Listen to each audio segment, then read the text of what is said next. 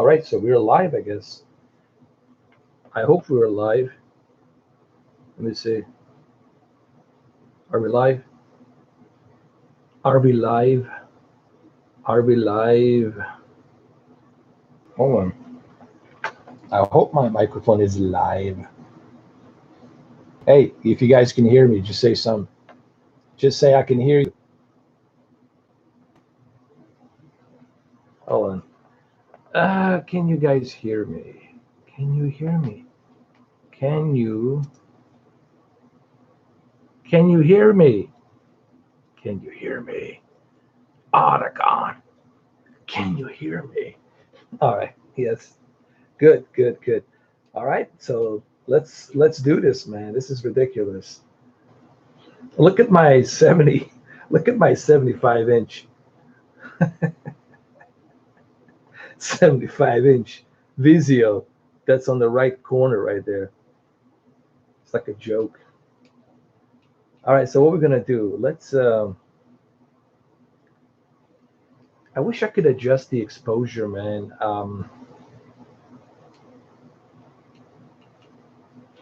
Hold on. Let's do some Mortal Kombat. Let's do some Mortal Kombat. Oh my God, this is ridiculous.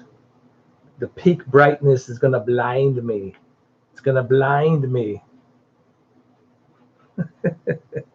What's up? What's up, Gavin? How you doing? What's up, Steven? How you been, Steve? What's that? No, my wall in this room, it's about, I would say 480 inches wall to wall in this room. Basically what I did, I took a master bedroom and turned it into a theater. So this is 200 inches. It's really like 190, 196. Technically, I measured that it's 196, but roughly 200. Few inches here and there, I guess. Give or take. Believe me, it's bananas. If you guys were to walk into this room right now, you would say, "What the heck is this shit?" Some kind of a portal. But you know why I'm doing this video? Because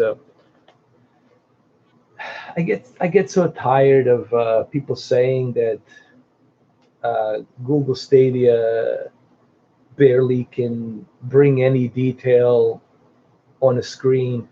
Here I am. I got my Chromecast Ultra connected to my 4K projector, and just, dude, you think with 200 inches, you think I would find some soft image? You think I would find scrambled bitrate the way what's his name Richard was describing? I don't see any of that stuff, man. Like, and this is from the cloud data center, and I don't see it. Let's fight. Thanks, bro. I appreciate it. Actually, there is a affordable projector that I want to mention for you guys on Friday. That's something that I want to do on Friday. I want to show you like this one projector that I think you guys can afford. It's not expensive. I mean, it's really not expensive. And I don't want to talk about it now. I'll talk about it on Friday. And I think you guys, here's what I want to do. On Friday, I want to show you this projector. I want to do unboxing. I want to set it up. I want to show it to you. And then I want you guys to see, oh, maybe this is why he's recommending that we go ahead and purchase this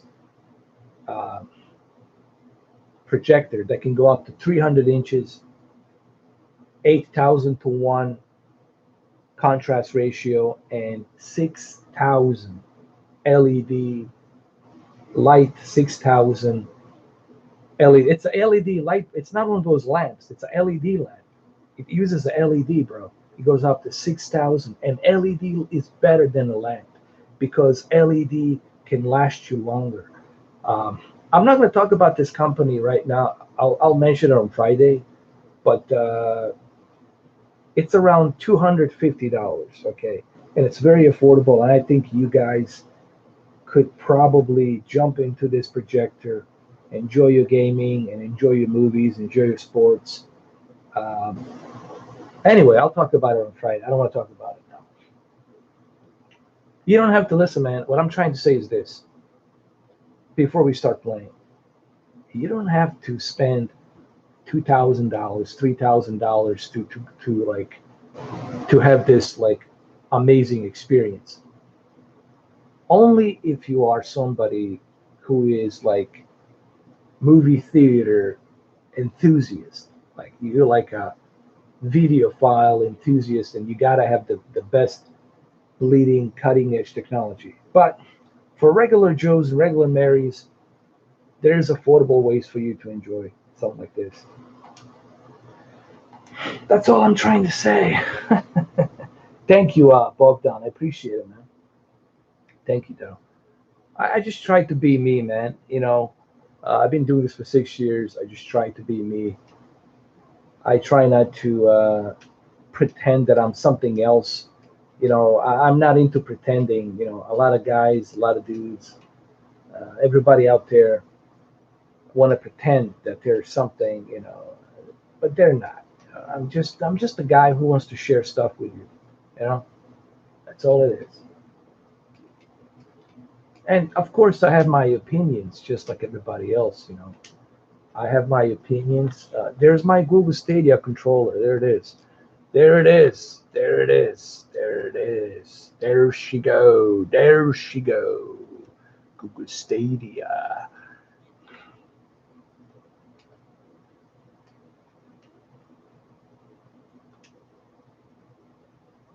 And this projector that I'm gonna recommend for you guys on Friday, um, I'll see if I can get some discount or something for you guys. I'll contact this company, see if they can give me a discount or something for you guys. Trying to get in touch with them. This thing has like 6,000 lumens light, dude. 6,000. Let me repeat it one more time. 6,000 lumens light, meaning that you can go ahead and you can hold on a second. You can take that thing outside in your backyard and watch your favorite sports and games. Okay. Oh, come on. It's a bullshit over here. Come here. I'm getting too old for this. I'm a draper now. I do painting. That's what I do. I took care of this one woman. I'm old. I sit at my porch. Watch the leaves blow. I should definitely do it, man. And I think technology is advancing a little bit better and better. Quite honestly, I'm not a fan of DLP.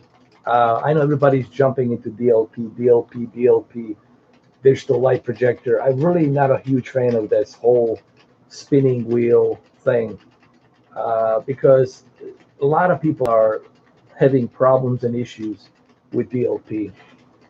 I haven't heard anybody have any issues with 3LCD technology or LED projector technology with IPS. And the one I'm going to recommend for you guys, it's in-plane switching, which is going to give you like the best possible viewing angle, and of course 8,000 to 1 contrast ratio, which is going to give you perfect black digital levels. But I'll talk about that on Friday. I don't want to talk about it now. I want to show it to you instead of talking about it. I want to show you the goods before I can actually sell you something.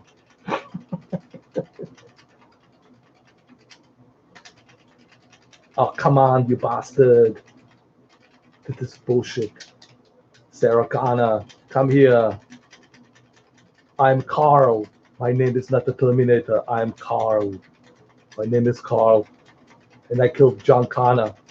I did it so that way that I could live 20 years. A lot of people are upset that John. Well, okay, spoilers warning. Jesus Christ, spoilers warning. I'm sorry. I'm sorry. I'm sorry. I'm sorry. Spoilers warning. Spoilers warning. I fucked it up. It's all right. It's too late now. Fuck it. Um, John Connor dies.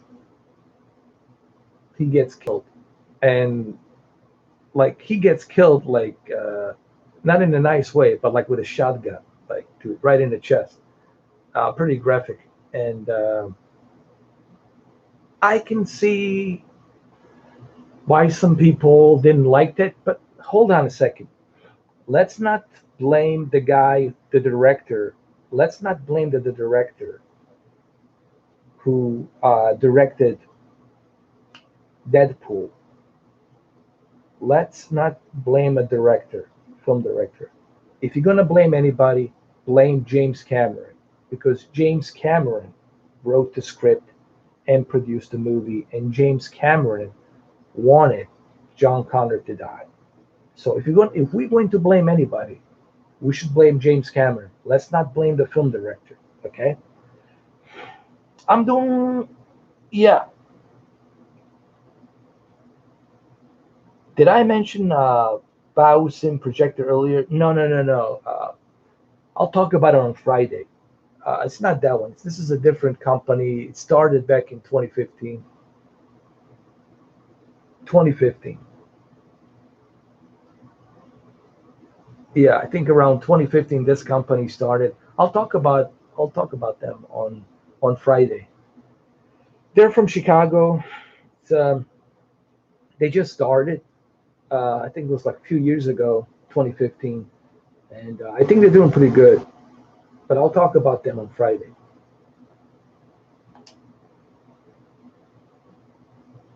How am I old?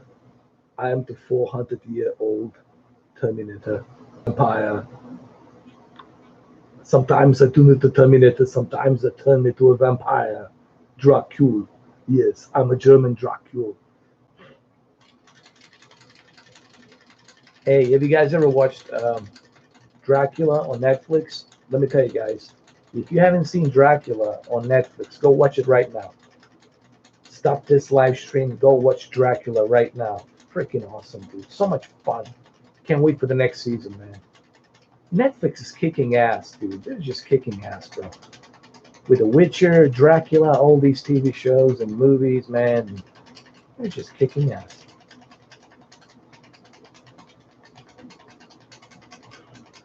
You bastard.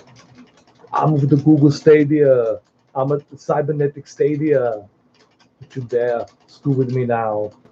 I'm a Cybernetic Google Stadia. Here, bastard. Screw you, you bastard. You should have known better. Bastard, bastard. I'm a Google Stadia. You like Sex in the City? Dude, that's like from 90s, bro. Or early 2000. This shit is, I can't believe that TV show is still around. Jesus Christ. That shit is old as Sopranos, man. Sex in the City. Yeah. By the way, the quality is much, much better than what my camera is showing here. Okay, guys. You cannot judge this live stream based on this camera that I'm using. I'm using a Logitech camera, for crying out loud, all right? Camera cannot depict, due to the exposure of light, the lens cannot depict what your retina eyes will see, man, okay? Screw you. Going to finish you. Come here. You bastard. You should have known I'm a Terminator. This is Google Stadia, fellas. Google Stadia. You see that? You see that little wormhole in the universe? You see that wormhole in the universe? That is Google Stadia. You go through a wormhole and you exit out to the Terminator. That's right, bitches. You get to the Terminator, Skynet. Dude, Arnold, let me tell you, dude. Arnold needs to, they need to froze Arnold when the time comes, save his DNA, and reproduce like gazillions of Arnolds. He's like a specimen of he's like a treasure, and his DNA needs to be replicated. Arnold is just the influence that that guy has. Seriously, the influence this man has throughout all these years, 40 something years, it's something that I don't think we'll ever see ever again. Like, dude, you'll never, at least not in my lifetime. Lou Ferrigno is a good shape, but Lou Ferrigno, I guess, he just, I think the reason Lou Ferrigno failed, in some retrospect, it's because he didn't have it in him to push the envelope. Arnold didn't care. Arnold didn't give a shit what you think. He didn't give a rat's ass how you felt about him. He did it anyway. He went in there front and center, like he was in your face. And people respected that shit, man. People respect that shit. Uh, and he's one of those. And look at him now, dude. A legend. A living goddamn legend, dude. You can't go, seriously, any part of the planet. I don't care if it's Africa continent. I don't care if it's Asia. I don't care if it's New Zealand, Australia. You can go to Zimbabwe. You can go to these small little villages. You can go to these little tiny islands. They all know who Arnold is. They all know who Arnold Schwarzenegger is. They all know who he is. Dude, worldwide fucking phenomenon. Even in Antarctica, the fucking penguins, they know who Arnold Schwarzenegger is. Hey, are you guys excited about the yeah, Carrot Top, man, he got freaking huge. The other guy from the burger movie, what was it? Fuck. The other guy from Silicon Valley TV show, that Indian guy. Did you see how he got ripped? Jesus. Anybody can get ripped. Listen, man. Anybody can get ripped. You can get ripped if you go to look, if you get casted by a Hollywood studio for like 12 months. They pay everything for you. They take you to Los Angeles. They give you the facility. They give you the trainer. They give you the food log. For 12 months, that's all you do is just train, train, train, train, train. You're going to look fucking ripped too. Because you're talking about the Hollywood. They got the money. They'll take care of you, dude. They'll get you transformed 100%. So, yeah. But if you're trying to do it yourself, that's difficult because you gotta work, you gotta deal with the stress. You don't have the fucking time to be fixing yourself to look that good. All right, let's choose Arnold again, and let's choose the the Predator, the Predator. Harold and Kumar, yeah, yeah. Hey, speaking of Predator, did you guys see? Um, my God, that Predator game, Hunting Grounds. That shit looks bananas. Hunting Grounds looks bananas, bro. It looks insane. Can't wait to play that game. Oh, and how about Cyberpunk got delayed till September? Oh, Jesus H Christ. I really wanted to play that game. I'm the Terminator, and that is a bunch of bullshit here. I killed you before. I'll do it again. Here. Turbo time. I was in the jingle all the way. You don't know nothing about the turbo. I'm the turbo. Time. Time to shine. Screw you, you one ugly motherfucker. I'm so upset at the Cyberpunk. It got delayed, dude. That really shit. That's it. That sucks, bro. This is so awesome playing, dude. Playing Google Stadia on a big giant projector, playing Google Stadia on a phone, playing Google Stadia on a Ultrabook, playing Google Stadia on a tablet. playing Google Stadia on a desktop PC, and playing Google Stadia on a television, and playing Google Stadia on a monitor. Shit, you're probably going to be playing Google Stadia on your Tesla car screen, Model S, Google Stadia S, Tesla.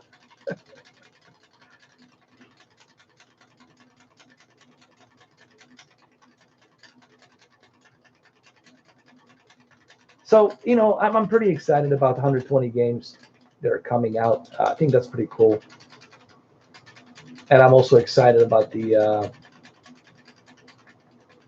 Ubisoft Uplay Plus coming out.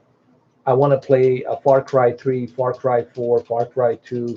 I want to play all of the Assassin's Creeds. Dude, there's going to be plenty of reasons now to jump into Google Stadia, man.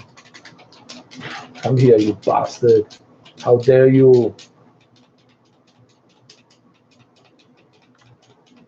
Jingle all the way.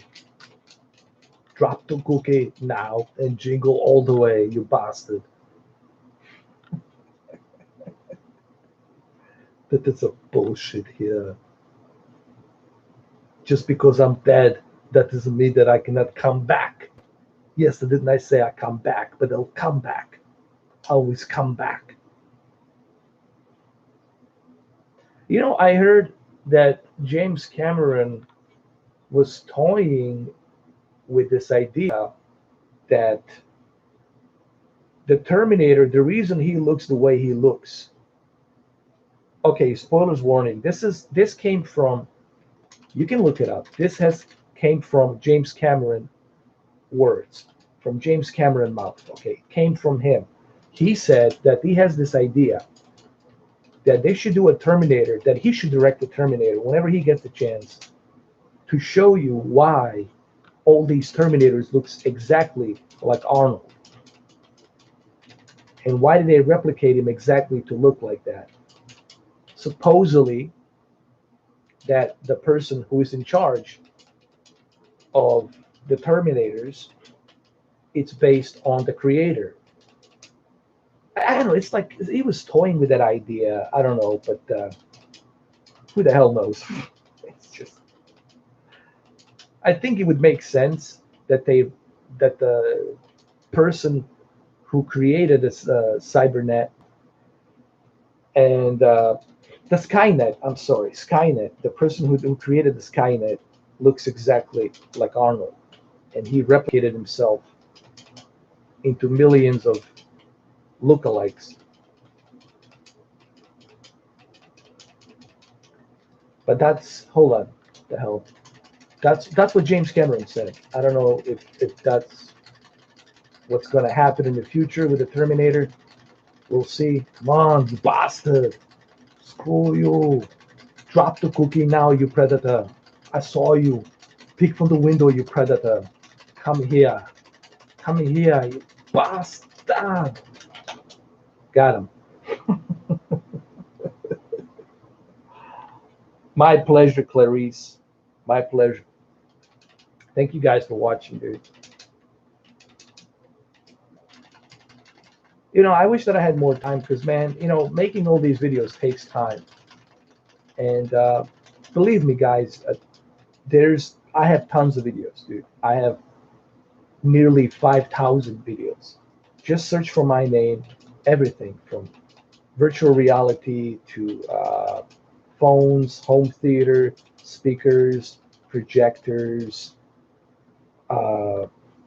consoles,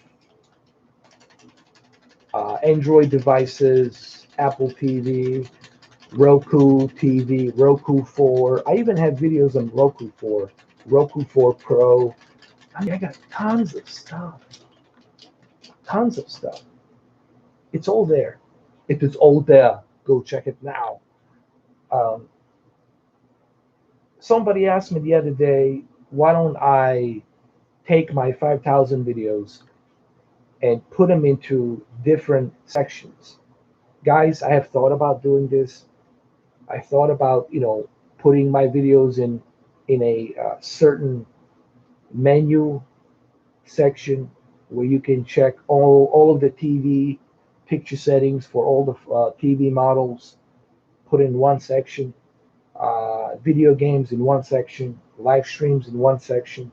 I thought about doing that, making kind of like a section playlist. It's just, guys, it will take me a long time to do that. You got to remember 5,000 videos, man. 5,000 videos. 5K videos. 5,000 videos. That's a lot of videos for me to go through. I would have to spend at least 7 days, man, the entire week just organizing those videos for you guys to find, you know. But I am thinking about doing that, man.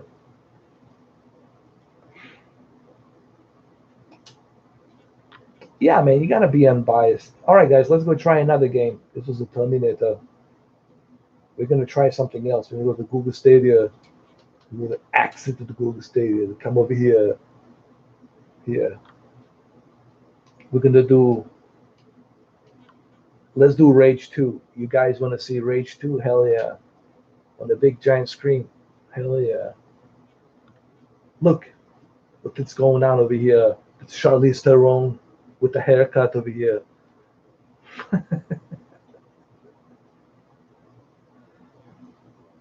Too bad gaming still sucks on there. Maybe Apple Arcade.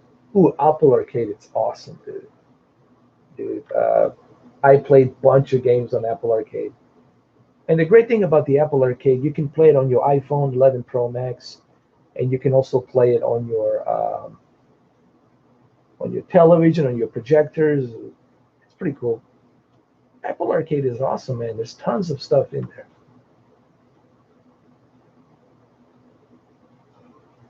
Oh yeah, dude. Virtual reality, it's a good alternative, man. I was talking about the big screen VR.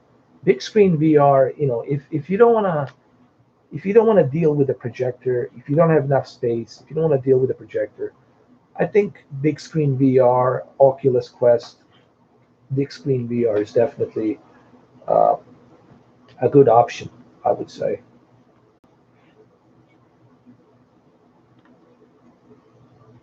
I've been using a virtual desktop too. I've been trying to get other people to start using it, man. It's a lot of fun. Oh, let's continue. Dude, this thing is so bright, man.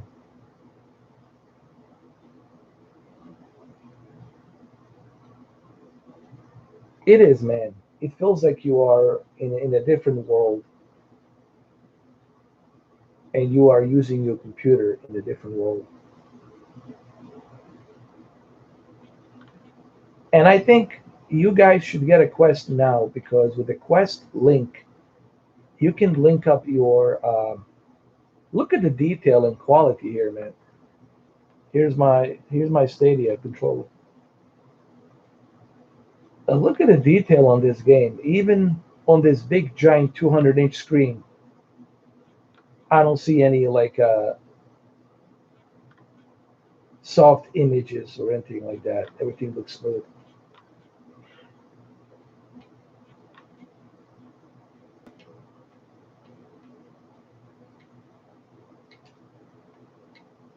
This is crazy, dude.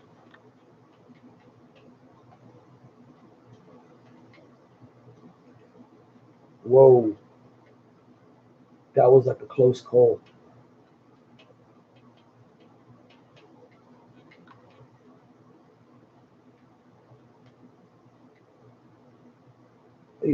Dude. Let me tell you, man. When you're playing on a bigger screen, you can truly appreciate the detail that the developers have put into a game. It's difficult to appreciate the detail on a small screen, man. This is something I was talking about regarding a Spider-Man, the Amazing Spider-Man on PlayStation. You know, you can appreciate Amazing Spider-Man if you are playing it on a tiny little TV.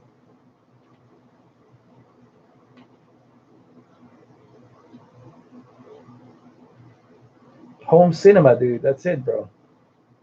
Home cinema is the best way to enjoy your movies, your video games, your sports. hell, everything.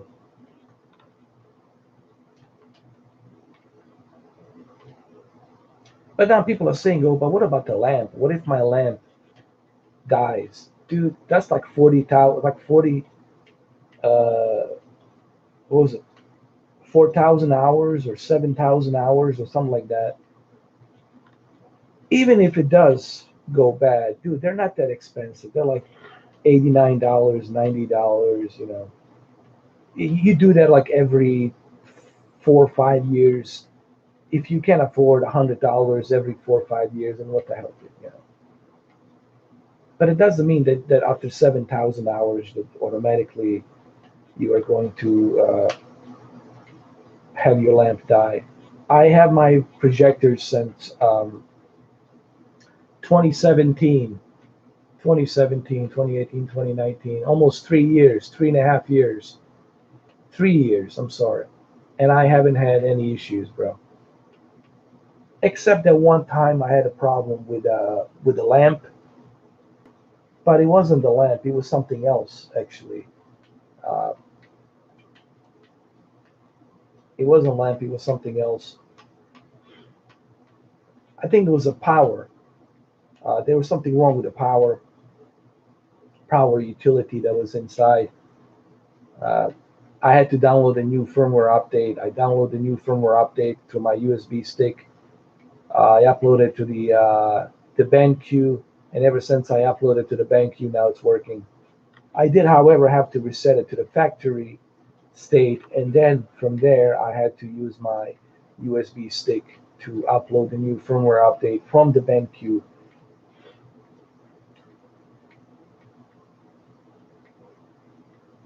Oh, had a spider inside. Jesus Christ. uh, that's crazy. Oh my God. I don't have any ammo.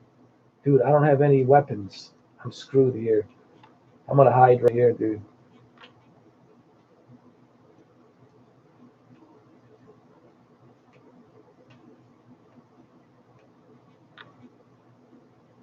Oh, I see. It was a DLP television. Oh, okay. Here's the thing, man. I'm not a huge fan of DLP. I think 3 LCD is better because all you have to do is just change a filter once in a while. You change a filter. I think having 3 LCD technology is better. Dude, I have no ammo. What the fuck's wrong with me? I have no ammo.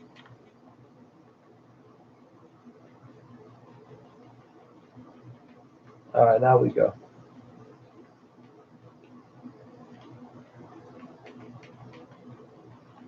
Oh, this is so awesome, dude. Feels so weird, man, playing like this. This is the HT 2550. HT 2550.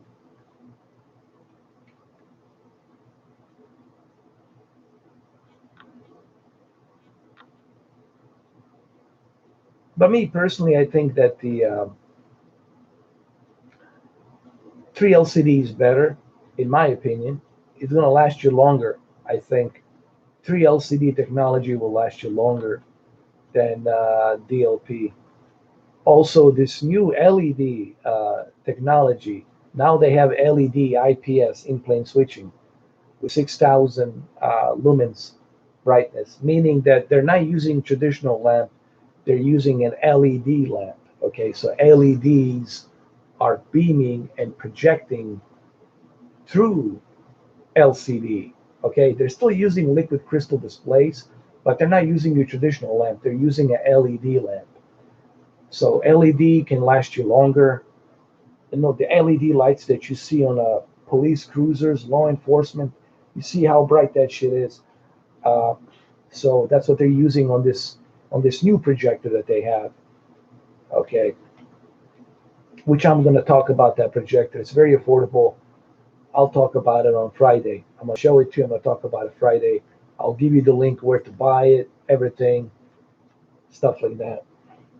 Do I think 5G will be cancerous? Uh, well, I'm not like a scientist I'm not like an expert on that field, whether or not the 5G will have too much radiation. Cellular technology definitely radiates, okay? Even your microwave radiates. So next time you warm up something, next time you warm up your frozen pizza in the microwave, guess what? Uh, that'll be like you eating a Chernobyl pizza. I mean, it's not a radiation to the level of Chernobyl, obviously, but I'm simply saying it's still radiation. Microwave is radiation. That's how it works. The cell phone towers, that's radiation right there. So, but you see, the companies will not tell you that. They don't want to tell you how something works because they don't want you to not buy a cell phone, you know. But look, man, look, there's a lot of radiation here. And look, man, dude, this look at our big cities. Look at our world, man. Look at our population, dude. You cannot escape radiation. You cannot escape uh, parasites. You cannot escape bacteria, dude. There's this shit is everywhere. You got bacteria living in your body, dude. You got creatures living inside of you. I'm not kidding, dude. You got creatures living inside of you. So I don't worry about it, man. I try not to worry about that shit. Because do you know why I don't worry about it? Because there's nothing I can do about it. You do have a choice not to live in a city, live in a forest, live in a national forest with Sasquatches and live there. But then that creates some other problems. You got to survive. You got to hunt. Do you know how to hunt? Do you know how to track an animal? Do you know how to skin an animal? Are you okay with killing an animal, seeing it being dead, taking its intestines, taking the meat out? Are you okay with that? Are you okay with skinning? Can you adapt to that? There's so many other problems you're gonna have to deal with. Can you deal with the winter? Can you cut the wood? Do you know how to build a cabin? There's tons of problems you're gonna have to deal with. So it ain't perfect nowhere. It ain't perfect nowhere. Oh shit, McGregor's playing. Fuck. I mean, McGregor's fighting. It's gonna be McGregor versus Cowboy. I think McGregor's gonna win, dude.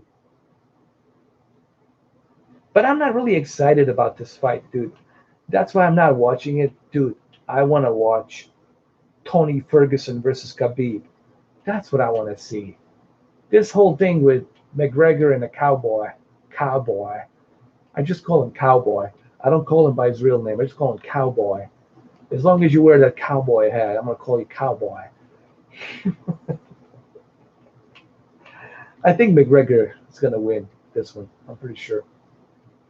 I want to see Khabib and Tony Ferguson for crying out loud. That's what I want. Khabib versus Ferguson. That's what I'm interested in. Nah, that's all right, man. I'm good. It's all good, man. I'll probably get it. I'll see the results. I'll find out anyway. Besides, I know how to find those links, man. I can find them easily. It's not that difficult. But I appreciate it. Thanks, man. Ah, there we go. Is this Borderlands or what is this? Christian Enrique McGregor. Oh, I already read that. I'm sorry. Oh, Cameron D. I remember you, CD, bro. How you doing? From Toronto, Canada. Man, I love Canada. People ask me what's my favorite province. I like all of them, but if I have to choose, I would say British Columbia and Alberta, dude. Those two provinces. I mean, British Columbia and Alberta. I love British Columbia. I love Alberta, dude. Vancouver Island. Just beautiful. I went to visit Vancouver Island when I was in Seattle. It's not that far, you know.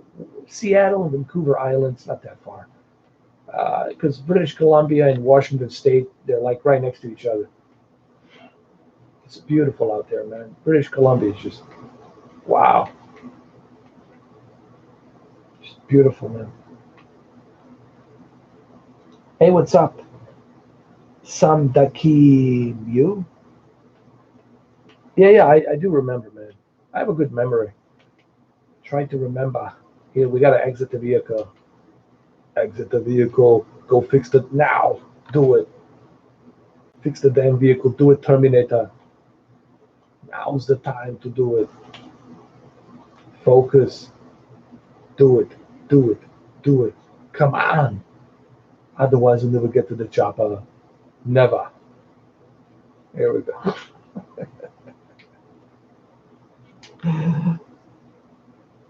What's going on, Mr. Urban World? You need to get your shit together. Why? I seen that Stadia posted new games. Yes. You know what's funny? I swear to God, I didn't know. I didn't know that Google Stadia was bringing 120 games plus 10 exclusives. I had no idea, guys. And the reason I made that video, it's because I didn't know. If I knew, I would never have made that video. But what are the odds? What are the freaking odds? As soon as my video was premiering, think about this. As soon as my video was premiering on a premiere, all of a sudden, boom, the news broke out. Soon as the premiere started on my video, boom. It's almost like Google, it's steadily watching. I guarantee you some Google employees are probably watching. They're probably watching this video. I mean, that's fine, dude.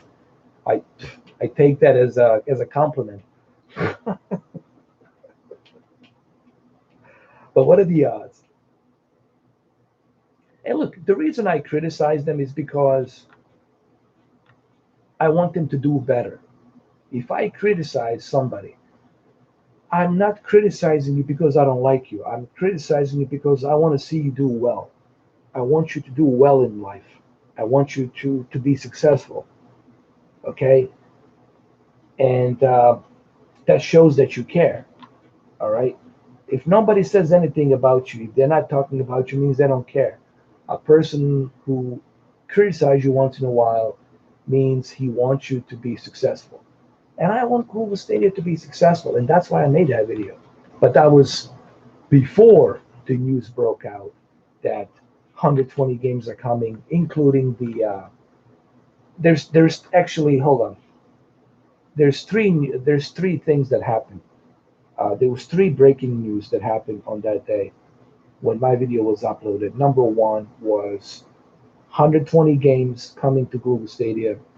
Number two was 10 exclusive games, which one of them I already know about. It's an open world sandbox game, kind of like Zelda. And number three, breaking news that day was the fact that they will release 4K on the Chrome browser. You'll be able to stream 4K and play in 4K in HDR. So if you have a monitor that supports 4K and HDR, you will be able to stream Google Stadia games with 4K and HDR directly from your Chromecast browser. They said that will happen 3 months from now. So we are in January, so January, February, March, probably in April. I'm guessing probably in April we'll see that happen. Oh yes, and of course, Ubisoft Uplay Plus, Uplay Plus, it's coming to Google Stadia, and you'll be able to use your existing subscription. All you have to do is log in with your existing subscription to Ubisoft. You log in and you sync in your account from Uplay Plus to Google Stadia. You just sync it in, link it. I'm sorry, you link the Uplay Plus account to Google Stadia, and boom, you're good to go. So, but I didn't know, guys. I didn't know about this news. If I knew about this news, of course I wouldn't have made that video. I would never make that video. I would never say anything. And I was really worried, man. I was like, why they're being so quiet? You know, why they're not saying anything? You know, like what the hell's going on? I was really starting to worry. I really was, man. And I was like, what in the hell? What in the hell's going on? You know? Oh, we're just switching back and forth. We're gonna start playing some Tomb Raider.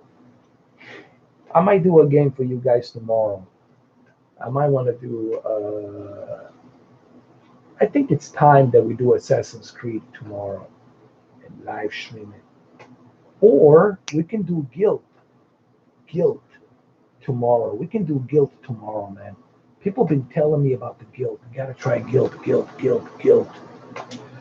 Or Assassin's Creed. We'll see. But I don't know. It's up to you guys. I think Guilt, it's an interesting game. Oh, another thing I want to say. I also heard a rumor that Dark Side Genesis, it's coming to Google Stadia Pro subscription. So next month you will have Darksiders Genesis, part of the Pro subscription. That's coming. That's gonna happen. Oh my goodness, Laura, why do you gotta have such a big booty like that? Why? You distracted me, Laura.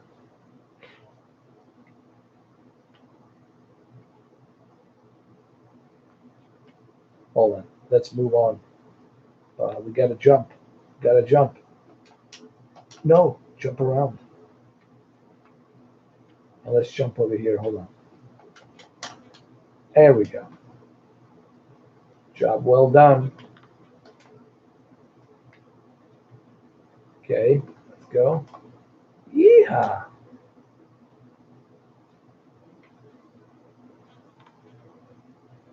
Oh, it will be part of pro subscription. Meaning, I mean, you still have to pay. You still have to pay $10 a month, obviously, but I think it's kind of cool that it's going to be available on pro subscription.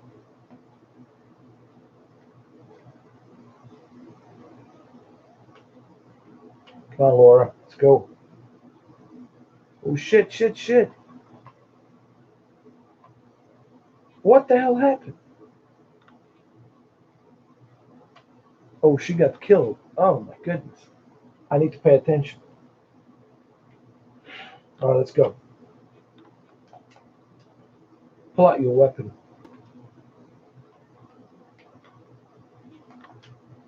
Job well done. Job well done, Laura.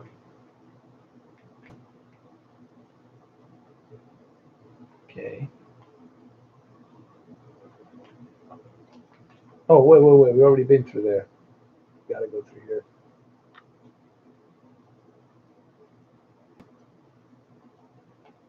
I know. Look, man, there's so much they can do, um, Steven. There's so much they can do, and that's why I criticize them. When I make those criticizing videos, I'm making those criticizing videos because look at this dinosaur.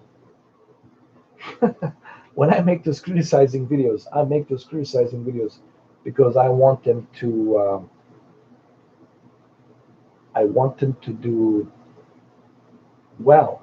I want them to bring new features. And I think all of these things will happen, guys. It's just we got to be patient. We have to be patient, and I think that's what needs to happen. Okay, so we got another puzzle here. Another puzzle.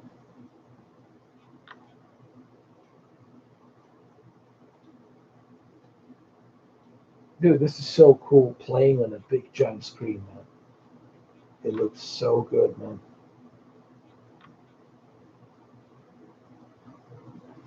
Hey, JT, welcome back, JT. Don't worry about it, JT. I know you've been busy, man. I know, brother. I appreciate you stopping by when you can. That's fine. Don't worry about it. I know you busy, man. I know you got things to take care of. Believe me.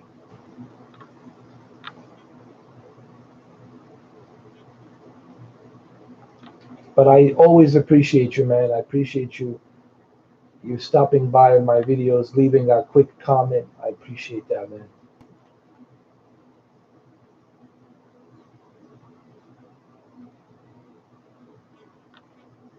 Hold on. Here we go.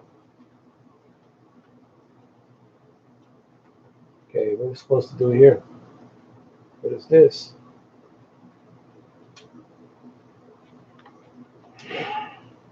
It's so cool, man. Playing on it. Let me tell you, man. I'm never gonna go back. I'm never gonna go back to playing on a TV, man, or on a monitor. Dude. Once you go big size, you're never going back to the smaller size.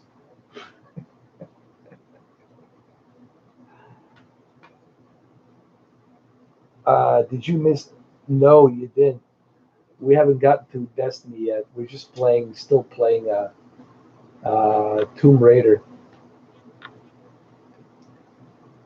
We need to figure this out. Hold on. Oh, so I need to jump on it. Hold on. Go, go, go. I need to shoot that thing. Hold on. I need to shoot the thing. I need to shoot that thing. Wait, I gotta go back. I like how she always fixes her hair. Like, my hair has to be fixed. I don't care. I don't care.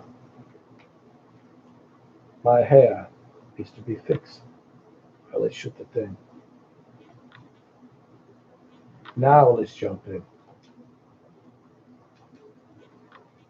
Ah, scheiße. We're doing something wrong here. Oh, I see what's going on. I see what's going on. Okay, so that's what's going on. And then we jump here. Is that it? Or, hold on.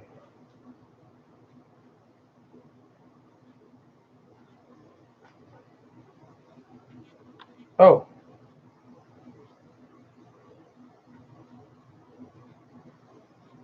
there's something up there. Something up there we have to shoot.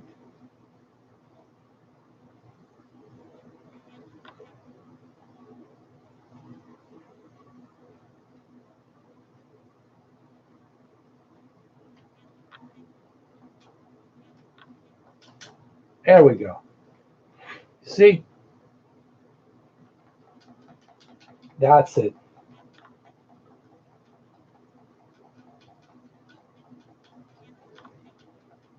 You know, me too. I thought about that we're going to get more discounts. I thought about we're going to get more stuff. But here's what I think. Here's what I think. I'll tell you right now. I personally think they should have released Google Stadia as a open beta. As an open beta. They should have released it as an open beta, and then they should have people test it for about a couple of months, and then now in 2020 they could start listening to the feedbacks, seeing what people want, what people don't want, and then you make an announcement on when you are going to release this Google Stadia. I think that's what they should have done. But hey, look, either way, I think they're learning. I think what's going on with the Google Stadia is they're learning, they're listening to the feedback, and of course they're trying to do their best now to bring us this. You know,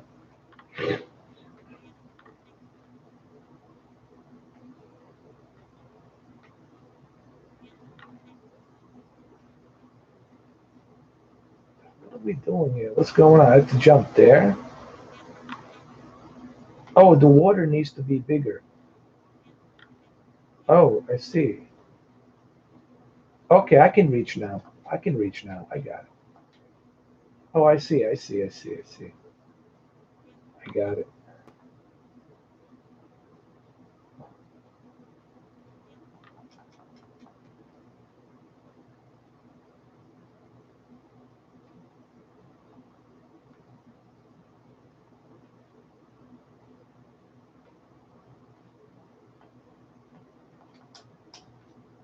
Cannot jump there. Man, it's been a long time since I played this game. This is one of the things I never liked about the Tomb Raider is the puzzles. Oh, 5:41 a.m. Early in the morning. Did you just wake up, JT? Or don't tell me you didn't sleep all night long and you're still up.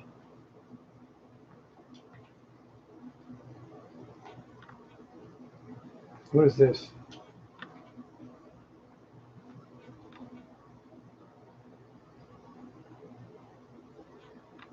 Hold on. I gotta figure this out. Hold on a second. I think I can. I think I can do this. Climb up, climb up, climb up. Is it right here?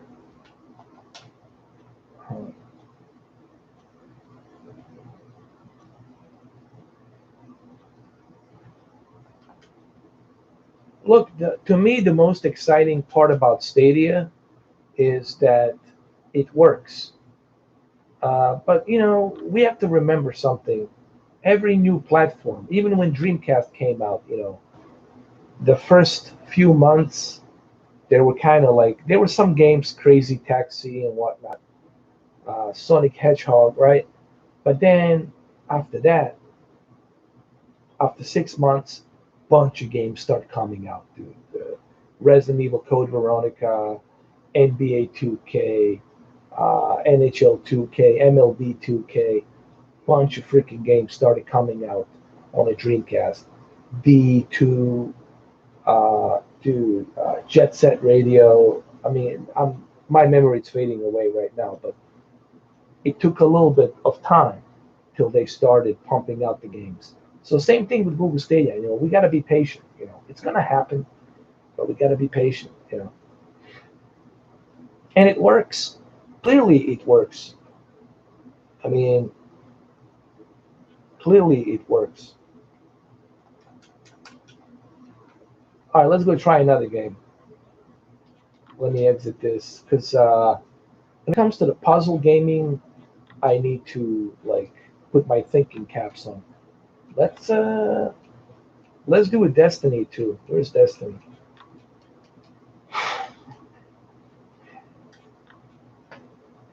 I wonder how Destiny 2 looks on a big giant 200-inch screen. 200-inch screen. Will Google Stadia ever be available on a local Best Buy store? That's an interesting question because I did see a bunch of Google employees working inside the Best Buy. Uh, I think it can happen. I think it's not far fetched. I think there's a good possibility to see Google Stadia in Best Buy store. But I think that's something that's going to happen probably holiday season 2020 once Google Stadia has much better footing into the gaming community, once Google Stadia evolves, once Google Stadia matures more, and once more and more people know about Google Stadia. And then I think you will have Google Stadia available on the shelves. Oh, you slept a couple of hours and I woke up for breakfast. Oh, that's cool, man. That's awesome. Glad to hear that. Let me fix my camera. Focus camera. Focus. Wake up camera. Wake up. Focus. I don't know what's going on with my camera. There it is.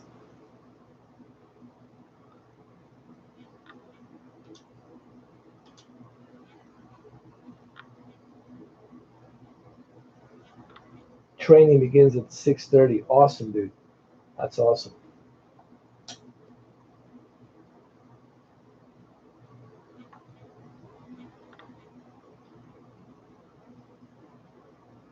Ashes to ashes. Yes. Isaiah Thompson. Thank you, Isaiah, man. Thank you for those likes, man. I appreciate you. On every video, Isaiah shows up and gives me a thumbs up, man. I appreciate that. Thank you, man. Thank you, Isaiah. Cameron D. How does Stadia compete with PlayStation 5 and Xbox 2? Will they have an update to be able to play next generation games? That's a good question, though. And I think that will depend entirely um, on the developers and the studios of that game or certain game. Uh, but that's a good question. It's going to be interesting to see what's going to happen this holiday season. This holiday season is going to be unbelievable, man. With the games that are coming out, with these two consoles that are coming out, with Google Stadia, of course, and the Amazon is going to do their own thing, and then you have obviously talk about PlayStation VR 2. It will be a very interesting holiday season to see how the whole thing's going to play out. And PlayStation 5, here's the thing. You guys know that Sony has a new head of PlayStation. Okay, there's a bunch of new people that are in charge of Sony PlayStation. Yoshida is not there anymore. I mean, sure, he can still have a say and say, improvise on certain things, but he's officially not there anymore. So things have changed with Sony. We got a bunch of new faces, bunch of new people, and the fact that they're not doing a the fact that they're not doing a E3 show, that also begs me one question to ask: is E3 show over? Is this is? I think the E3 show, it's gonna be over, dude. I think we might not even see E3 show anymore. Honestly, if the interest for E3 show it's being very slim, then I think we'll just have the game shows, and I don't think we'll have E3 show in the future. I don't know. I could be wrong. Could be wrong, but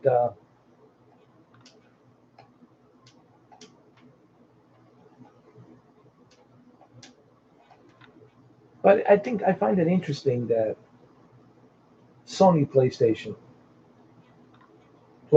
5, they're being so secretive about their announcements. They're being so secretive about their console, because this is not the Sony that I remember. It's not the Sony I remember. They were really outspoken about PlayStation 3. They were outspoken about PlayStation 4. They even showed us the photos of PlayStation 4. Same thing with PlayStation 2. People knew how PlayStation 2 looks way ahead of 2000 release. So 2000 October release. I'm sorry, but things have changed with Sony, guys. Sony is not what it used to be. I mean, clearly, you guys can feel it. You can see it. There's something different about Sony. Something else is going on with Sony. And that's probably because you have new people in charge making new decisions. This is destiny, guys. We are destined to be here. we're destined to be here forever.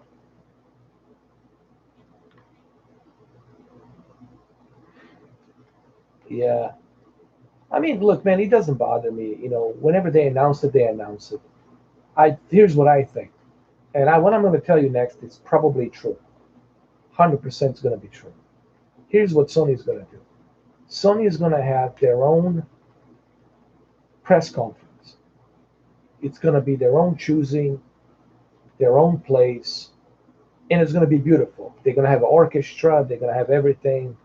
They're going to have so many people joining there, celebrities and whatnot. They're going to be renting some kind of arena. They're going to have their own 2.5 hours, 3 hours show. And they're going to put on a big show for 3 hours. They're going to show us the games. They're going to show us how the way the console looks. They're going to bring Mark Cerny to talk about the console and the design. They'll talk about how long it took to get the design. They'll bring maybe Lisa Su to talk about the partnership with the AMD. And I think they're going to have their own thing. And they're also going to talk about PlayStation VR 2 and what they're going to be planning with PlayStation VR 2. They're going to make an announcement for PlayStation VR 2. But guys, don't expect to see PlayStation VR 2 this year. It ain't freaking happening. Most likely, PlayStation VR 2 is going to happen 2021 October. They might announce it this year. They will probably announce PlayStation VR this year, but you're not going to see it being released till 2021 October. And I think that's probably how it's going to play out, in my opinion. Yeah, GT, everything great. It's coming this year. You said Mr4K OLED TV is not going to change much this year. Not really, man. It's just it's still 4K. You know, guys. The G Sync. I have a G Sync. Yeah, it's nice. It's smooth. But how many people? How many people are going to be connecting their computers to their OLED TV? Right? How many people are going to be connecting their laptops to their OLED TV? They're not. Okay, so big deal. Has a G Sync. So what? Has the HDMI 2.1. Okay, that's cool. What's the point of having that HDMI 2.1 if you're not utilizing 8K? You know,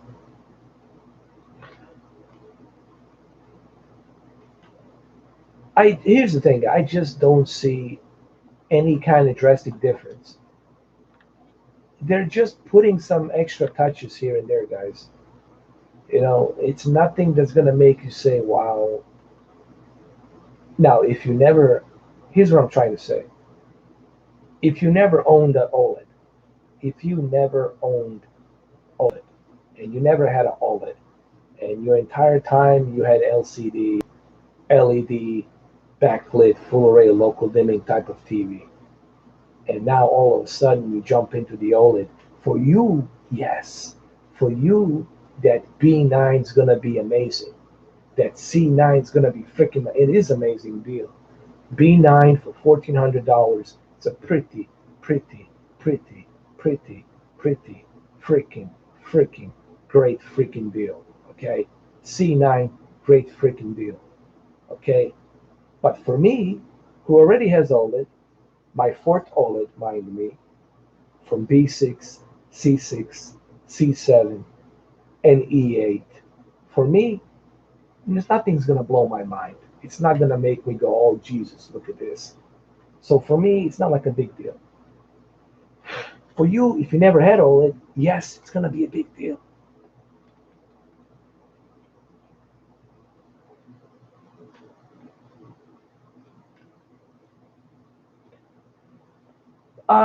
Cameron, hold on. Cameron D, yes, Mr. Urban World. The major changes on the this year Nvidia. I mean, last year it was released last year, November 2019. The biggest changes on Nvidia Shield Pro is obviously the ability to use this upscaling chip. And this upscaling ability that you can upscale to 4K your existing 1080p movies in a way that makes them look sharper and cleaner. I think it's a big bonus. I have seen it. I have seen Nvidia Shield Pro in action, and let me tell you, upscaling that avatar from 1080p with that Nvidia Shield Pro, you're definitely going to see some sharper detail and a little bit better quality. Here's the problem with Nvidia Shield Pro currently. That feature, it's only available to YouTube app, I think Hulu. Not sure about Netflix. I don't think it's you can use a Netflix. The problem with that upscaling ability is that it's not compatible with every application. So you cannot use it with every application, okay? So that kind of sucks. Uh, and the fact that it doesn't have HDMI 2.1 also tells me that they're going to be working on Nvidia Shield 2. Nvidia Shield 2 is going to have a kick-ass processor. Nvidia Shield 2 probably is going to have HDMI 2.1. And yes, Nvidia Shield 2 is going to have 8K resolution. And then you're going to have Apple TV 8K coming out as well.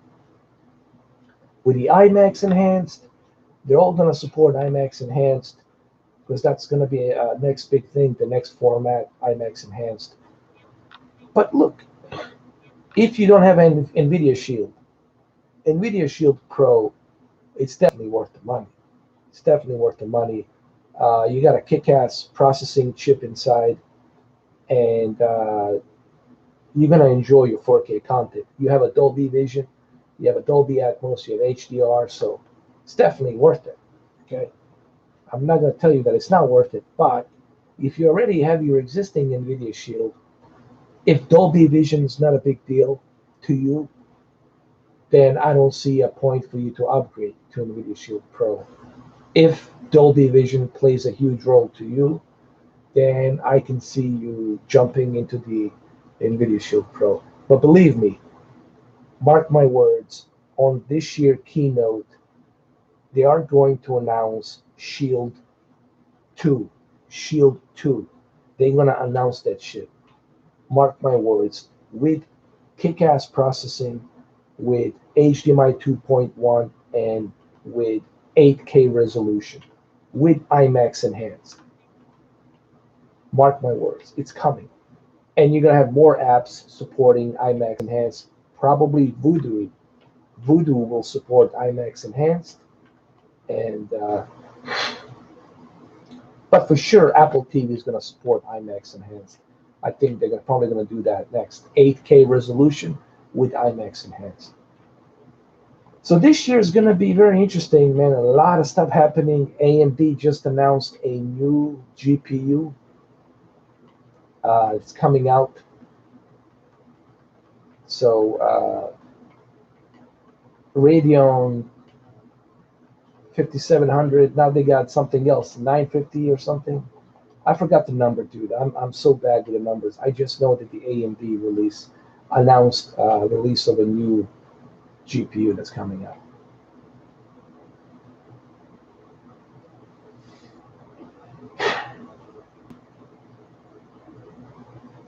Yeah, I would hold off for the Shield 2. Believe me. Mark my words. Mark my words. Guys, NVIDIA keynote August or July. July or August. July or August. There's going to be an NVIDIA Shield press conference, and they're going to announce Shield 2. Mark my words. Shield 2 is coming. Also, in August, you might see Apple. Or September, I'm sorry, September, you might see Apple announcing Apple 8K TV with IMAX Enhanced and DTS IMAX Enhanced and all this other shit. Oh yeah.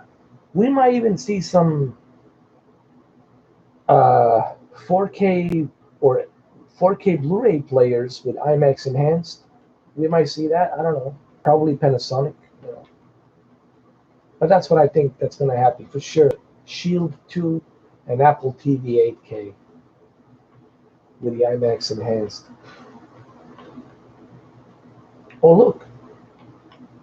And they're saying there's nobody on Destiny to Google Stadia. There's no one to find to play. They're saying that you can't find anybody to play, right? Tons of people to play, man.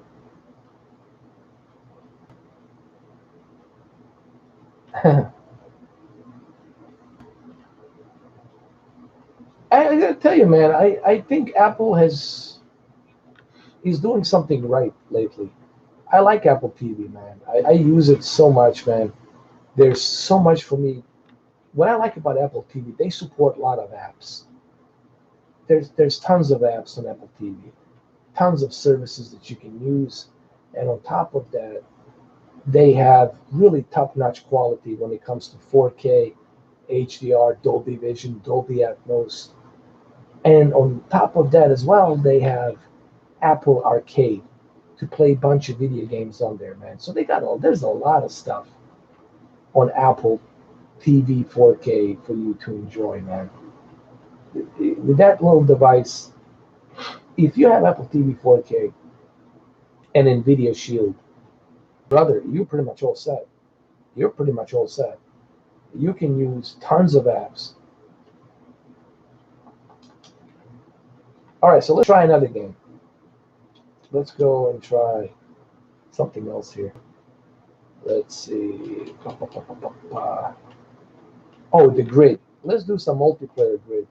You know, I was gonna play grid with you guys today, but I was so busy, man, guys. I was so busy with the projectors and other things. There's just no way I could have joined that racing competition thing on the grid.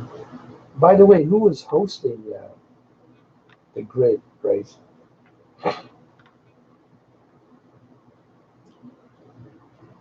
Well, you know what? I couldn't join that. I couldn't have joined a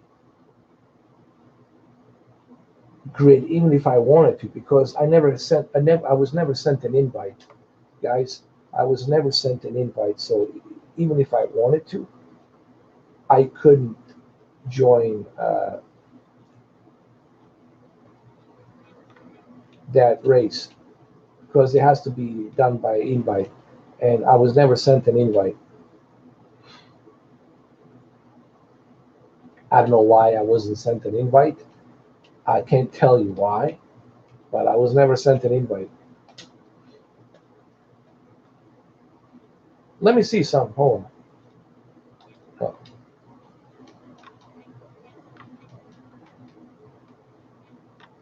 Oh, that's for Tom Clancy.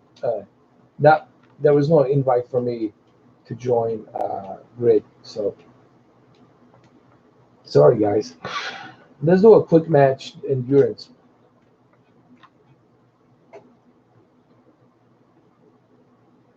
Oh, it was on the live stream. Oh, then my bad. My bad.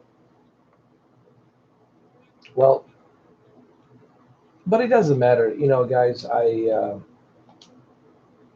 Oh, I don't have the cars. Oh shit, I cannot do it.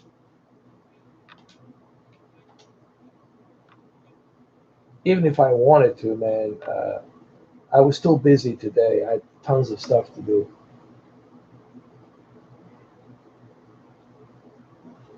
Not to mention all those videos that I pumped up for you guys regarding a projector, because people been bugging me about a projector. I said, okay, you guys want for me to do a bunch of projector videos? Well, you asked for it, you got it.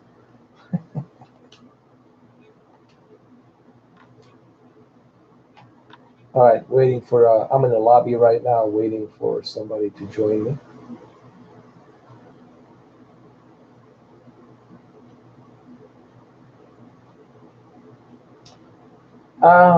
Yeah, I love my Note 10 Plus, dude. I love the screen, that AMOLED screen on a Note 10 is just, it's delicious.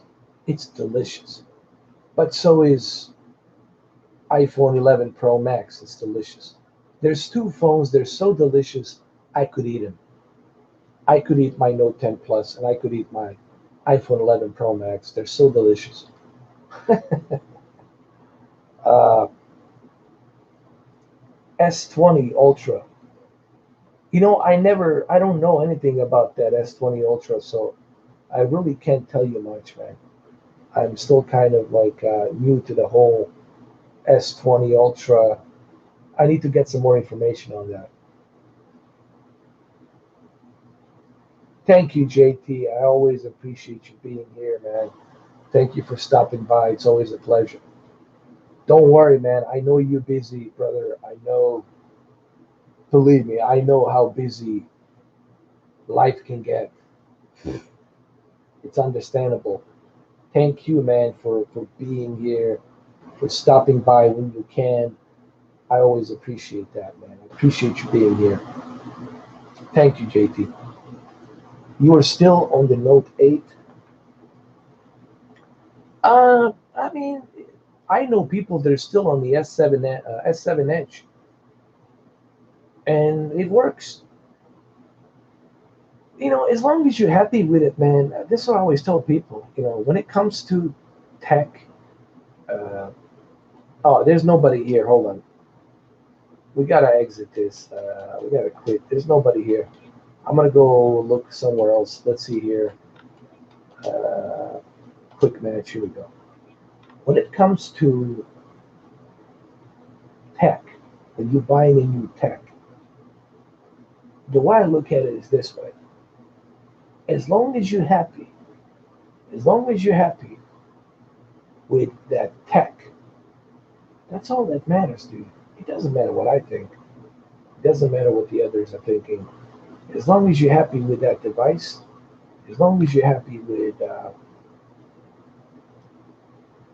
that product, at the end of the day, that's all that matters. This is why I always tell people it doesn't matter what I think, it doesn't matter what my opinion is. If you are happy with that 1080p TV, that's all that matters. If you are happy with that QLED, that's all that matters. You know, I always tell people don't ever wait for someone else's approval to tell you what you should like. If you like it, that's all that matters. That's all that matters. Oh, dude, I miss Note 4. I miss Note 4, dude. Note 4 for sure. Dude, this is so crazy playing like this. This is bananas. Oh, shit, I just crashed into bananas. I do notice a bit of a lag here, but that's because, guys, that's because I'm live streaming a game, and then playing online against other people. So that's understandable.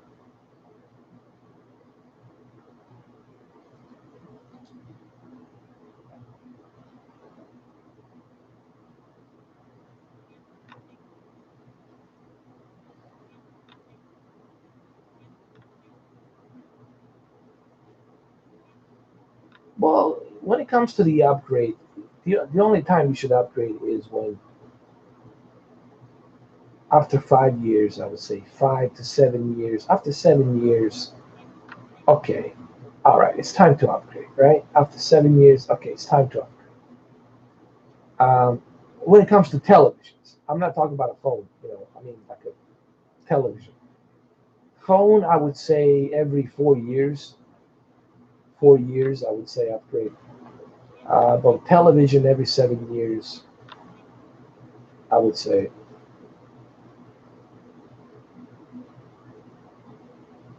This is so crazy, man. Playing on a 200-inch projector, man. It's just, guys, it's difficult to go back to a small screen once you play something like this on a big screen.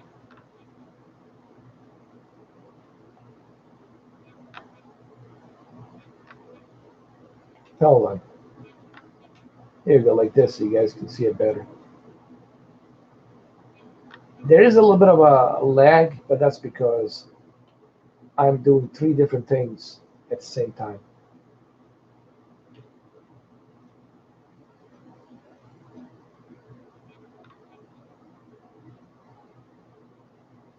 Well, that's awesome, Cameron D. Like I said, I know people that have S7 Edge, S7 Edge, 7 Edge, Samsung, and it's still working. Guys, I have my, let me tell you something. I have my iPad Air 2, my iPad Air 2, and it still works. I still use it. I take it with me. I love my iPad Air 2. Runs like a butter, dude. No issues. Perfect. I still have my no, what you call it,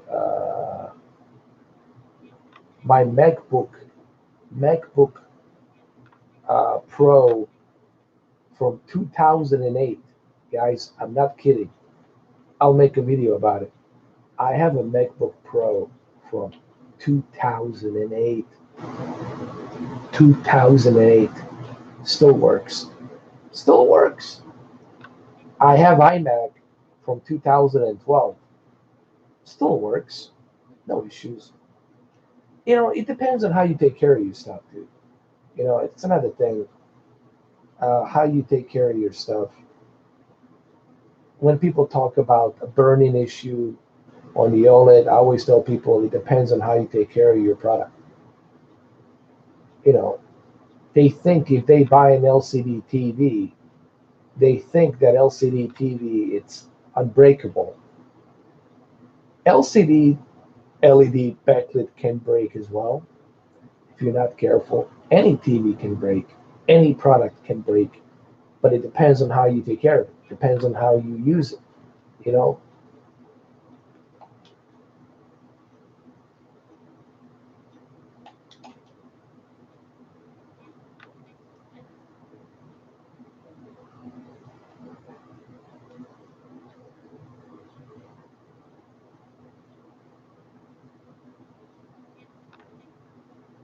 believe me, I fell for the upgrades as well, dude. But there's some things that I don't regret. Like I don't regret purchasing Oppo UDP 203. Let me tell you, I'm so glad that I still have my Oppo UDP 203. Oppo UDP 203, man, hands down the best player ever. Plays everything, dude. Any disc you have, it will play it. Doesn't matter what it is. Rewritable, 3D rewritable, DVD, Blu-ray, CD, ROM, DVD, music, CD music. Dude, play freaking anything. It will play anything. It will play anything and everything. Hold on. I gotta go after this guy. He just T-boned me. How dare you do T-bone me like that? I'm gonna come after you now, dude. Son of a bitch.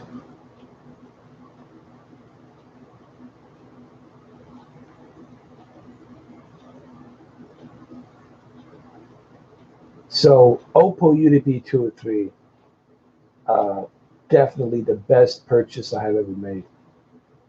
Hold on, I'm his nemesis now. I'm gonna come after him. I'm gonna come after you, you son of a bitch. Oh, there you are. There you go. What an idiot. What an idiot. Yeah, yo.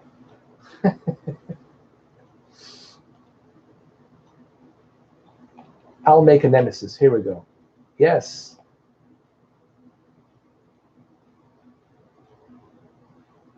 Hold on. I'm gonna go after this guy. That's it. Fernando. I got you, Fernando. How do you like them apples, Fernando? How do you like them apples? Ooh, I'm sure you love my apples now. You're eating them right now. Sorry about that, guys. I'm getting so hooked now into this shit.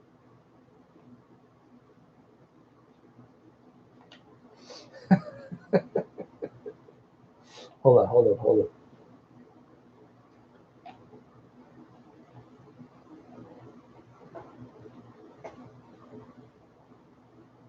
Yeah, I got him. I got him. I got that son of a bitch. Got him. He tried to T-bone me. I said, I'm going to upscale your ass immediately. Don't T-bone the Mr4K. This shit's not going to work.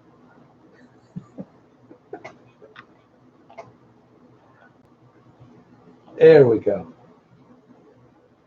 A little kiss.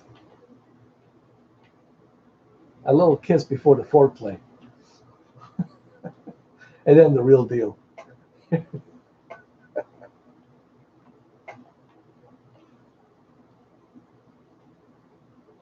Oh, look at these nemesis. They're all behind me now. Oh, shit. They're all behind me. He can't wait to kiss my ass from behind. Come on. Come on, come on, come on. Do it, do it, do it, dude. Do it.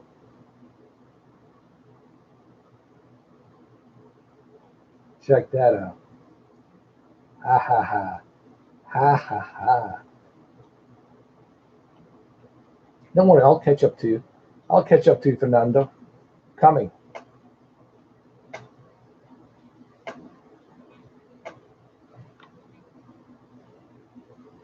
Coming for you. Coming for you right now. But the problem is right now it's lagging, dude. This game, it's lagging so badly. So badly, dude. The multiplayer, it's lagging so badly.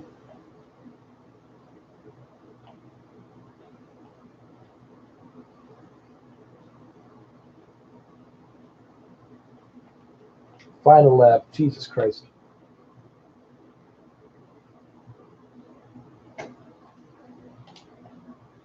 If it wasn't lagging so badly, maybe I can get my sweet revenge at least on this final lap. Where is Fernando? Come here, Fernando. Coming for you. Or is he too far? I think he's too far gone. Nah, he's still there. He's still there. Still there. He's still there. I can still make this. I can still do it. I can still T-bone him.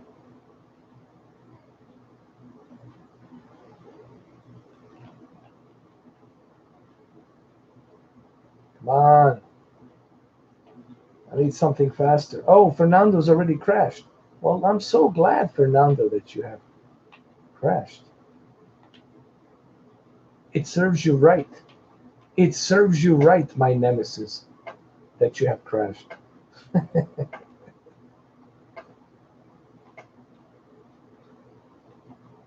That's Daniel. Hold on. Hold on a second. I'm this close. I'm so close. So close for T-boning him. T-bone time. Time to shine. There you go.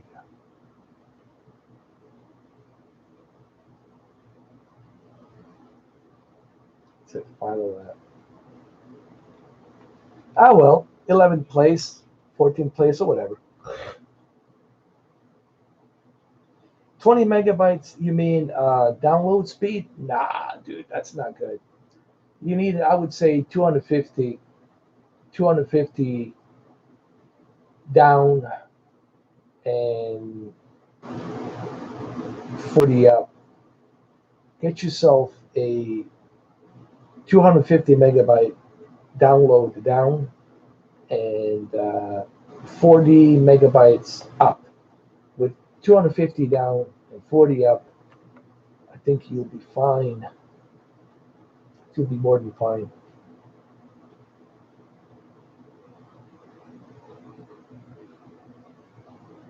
Nah, look, with that kind of internet, dude, that's just for browsing, maybe a Skype or two, maybe Netflix, you know. But even with Netflix, you're gonna see some buffering here and there. That's just an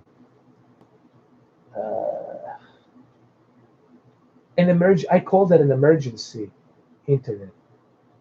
That's like an emergency internet. I don't even call it internet. I just call it emergency internet. You know, you can't rely on that, man. No. You got to go higher. But you definitely don't need 1 gigabit. You know, I think I explained to everybody why I have 1 gigabit. I have 1 gigabit because I need to be able to upload as many videos as I can, to be able to live stream as much as I can. That's why I have the 1 gigabit, no data cap. That's the only reason I have it, guys.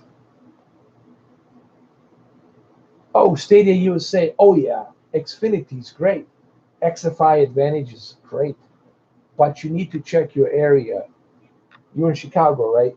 You need to check your area in Chicago, Stadia USA. You need to see, like, they need to check your installation. I had a problem in my house. I think I told you guys 3 weeks ago or something like that, where my installation was piss poor, meaning they had to install brand new cables, brand new everything, because my installation was terrible. So have a technician come to your house, check your place, have him check everything to see how's your installation, meaning your cables, your coaxial cables, how they are. Are they good? Are they reliable? Are they rusty? If they are rusty, if they're old, then you're gonna have a bottleneck. You're gonna have a problem. Once they check your installation, once they determine that you got a good installation, then they can set you up with the XFI Advantage, DOCSIS 3.1, modem, internet speed, and for like $100 a month, you can have like 1 gigabit, dude. For $100 a month, you can have a modem and a 1 gigabit, and you can enjoy it. But you got to ask yourself a question: do you need a 1 gigabit? You don't have to go for 1 gigabit, guys. You can go for $75 a month. Get yourself 250 or 350 megabit per second. There's other options, guys, out there. You can get a 300 megabit per second down and 40 up. There's other options out there you can do. So first have them check your house, check the installation. And I was wondering what was going on with my internet. I was like, Jesus Christ, what am I paying all this money for? I mean, I should have no data cap, 1 gigabit. Like, what's going on? Well, guess what? Once they came to my house, there was three of them. Oh no, four of them. There's four technicians. They were walking around my house and they find out that my cables are rusty and rotten coaxial cables. So what did they do? They had to spend 8 hours, dude. I kid you not. It felt like 8 hours, but it was 6 hours. They have to work and work and work and work trying to get that. By the way, I had to pay for that, and it was a hefty price. I have to pay a hefty price for that shit. But I don't care. I don't mind because now I have a stable internet. So the key thing is what I'm trying to say here, without putting you guys to sleep, is have them check your installation. Make sure that your installation is good. Because if your installation is not good, then you won't be able to utilize that stable internet speed. Remember how I talk about stable internet? That's what I mean. I mean internet that it doesn't fluctuate, internet that is stable, that it's locked at 500 megabit down, 90 up, so you don't have to worry about it.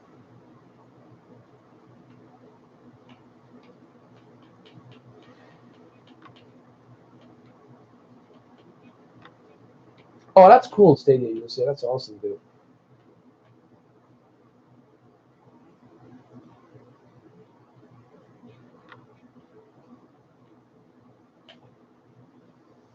The best 4K TV for the gaming, or just a best 4K TV like in general for everyday use?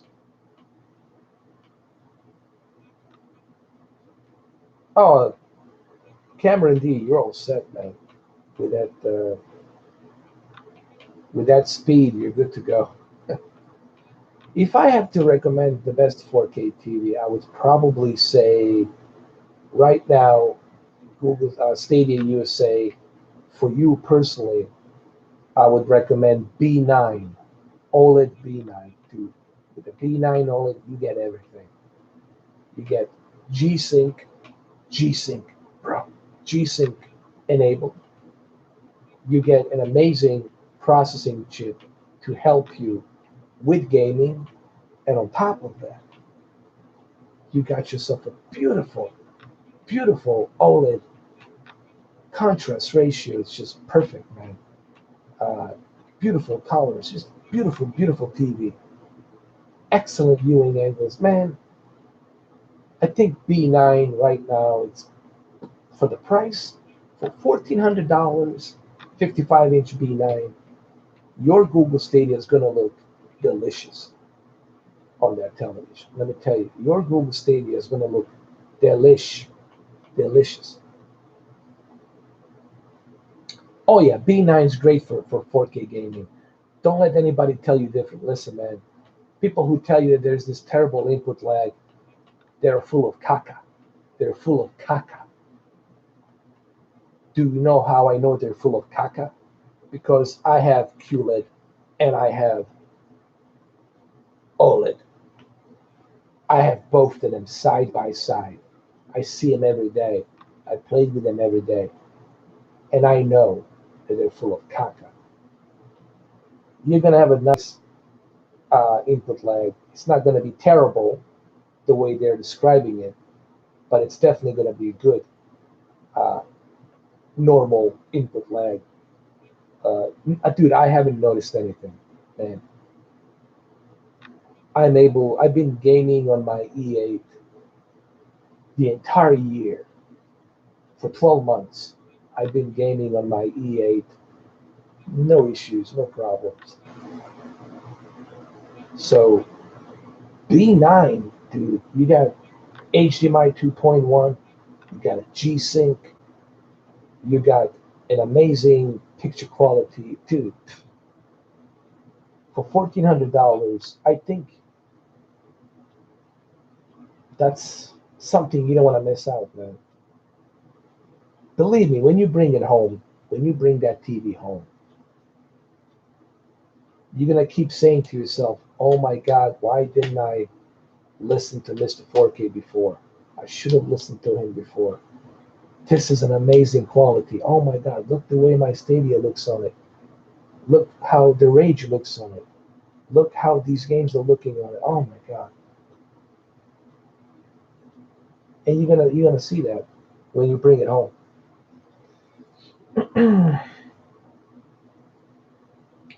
Believe me, Stadia USA, you welcome, because you're not going to be disappointed. That TV has it all, dude. A magic controller that looks like a V controller, motion sensor controller. You can move it around. The user interface on the LG, it's top notch, super fast, super smooth, top notch user interface.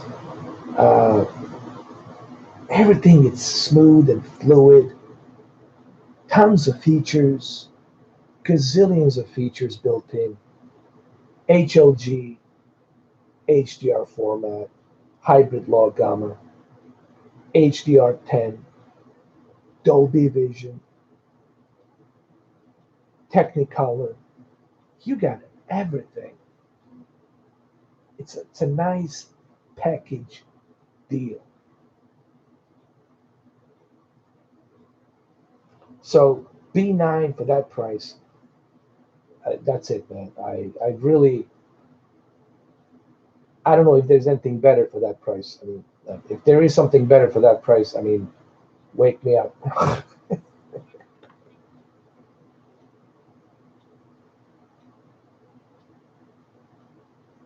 Oh yeah, man.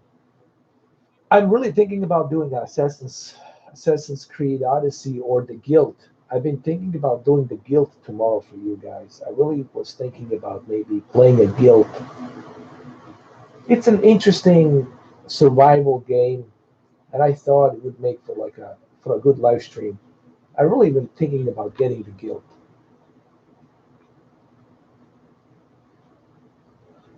And I heard the game looks beautiful. Oh yes, man. Assassin's Creed Odyssey has one of the best HDRs. Uh, period. Ubisoft is the king. When it comes to the HDR, Ubisoft is the king, man. Nobody makes HDR better than Ubisoft, man. They're just the best. And Assassin's Creed Odyssey has the best HDR. I think I'll probably just I'll just get the Assassin's Creed Odyssey just for the fact that it has the best HDR, dude, and it's gonna look amazing on Google Stadia. There's no question about that, man.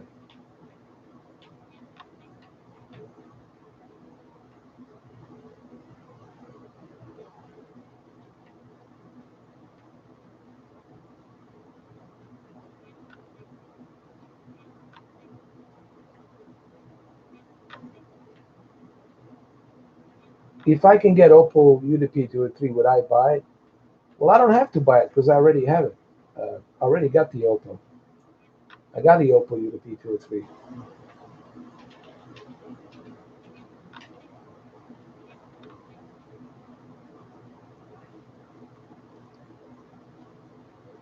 Oppo UDP 203 is the best player.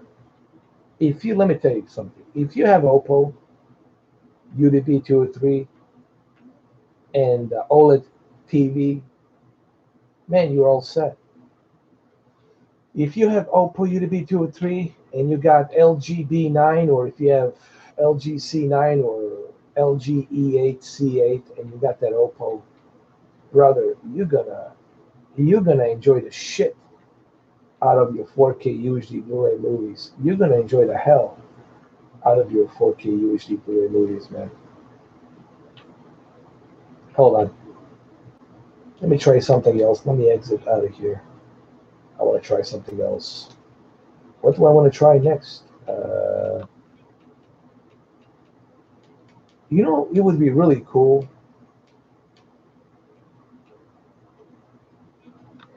Hold on. Thumper. Thumper would be really cool on this big giant 200-inch ridiculous projector. Cameron D, no, I have not seen it.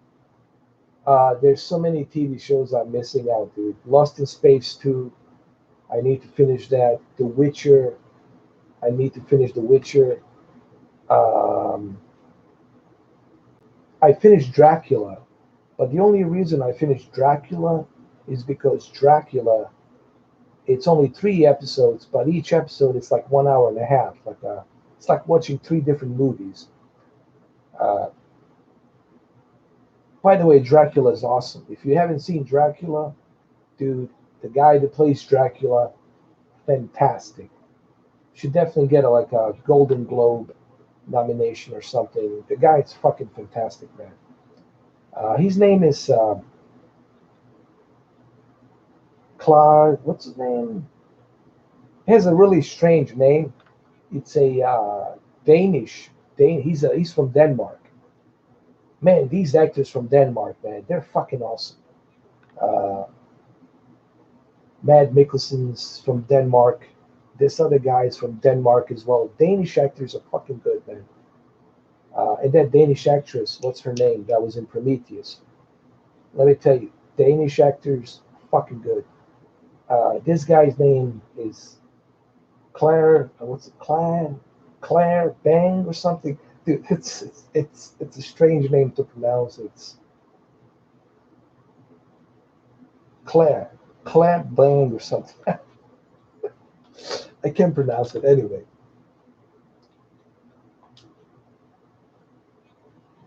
Yeah.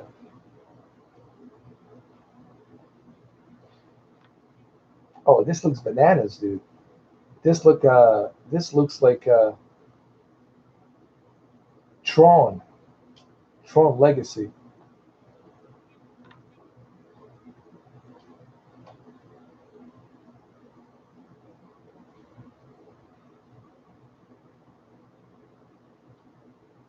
How are you enjoying Stadia? I love it, dude. I've been enjoying it for 2 months now. For 2 months, I've been enjoying Stadia.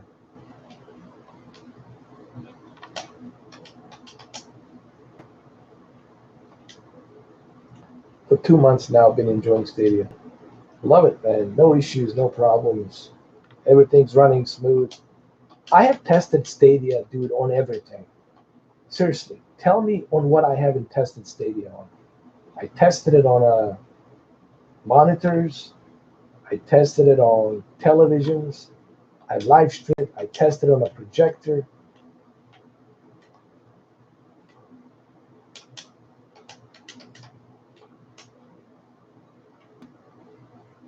I tested it on a bunch of different things. Hold on, let me try something else. I never understood this Tumper. It's a bit of a confusing game to me. What else I want to start? I want to play.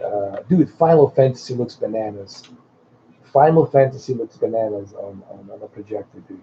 Oh my goodness. Focus, camera. Focus. Why won't you focus?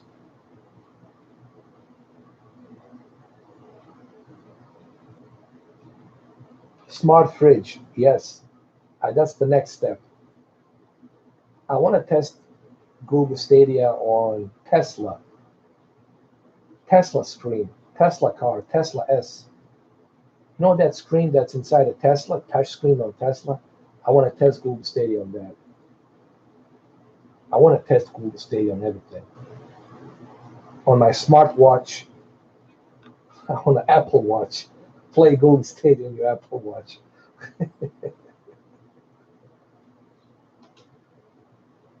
But look how cool is this, man.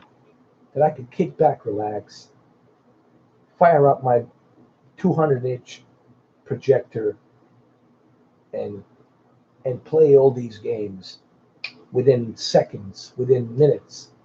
No need for downloads, no need for updates, no need for none of that waiting nonsense. Everything's ready for me, dude. Just click. Good to go.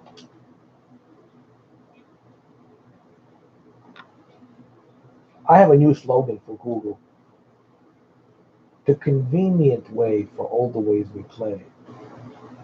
The convenient way for all the ways we play. Yeah.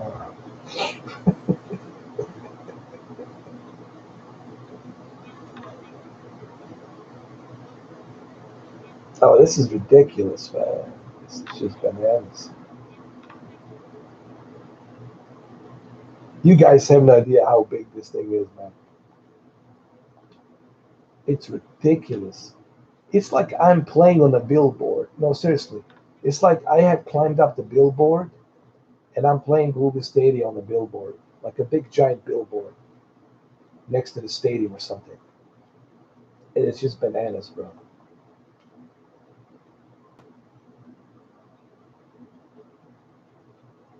Thank you, Stadia USA. I appreciate that. I know you do, man. I appreciate you. Thank you. Now, please forgive my camera. My camera is it's not doing a good job on depicting this, but it's really good, man. Believe me, this looks much better in person.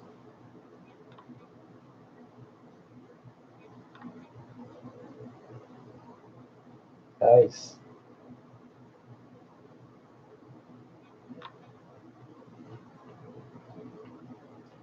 I'm like stuck at this level. I'm supposed to order something, but I don't know how to do it because the person to whom I'm supposed to make an order, it's not around. You see, we serve a full selection of popular accordo wines. Ask one of our certified sommeliers to help you choose. But I can't find none of these certified individuals. I don't know where they are. And the door won't open. Wait, do we have to go to our hotel? Maybe that's what we have to do. We have to go back to our hotel.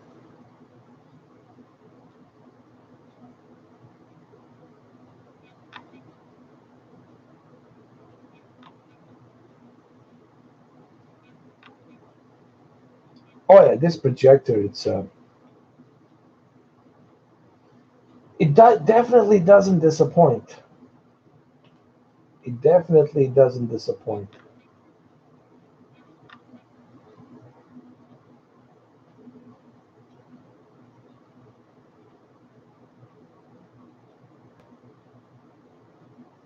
Can you play two-player? Yes, I think you can do that. Yes, you can. It's like a LAN plan. Yeah, it's like a LAN connection. You can do the same thing.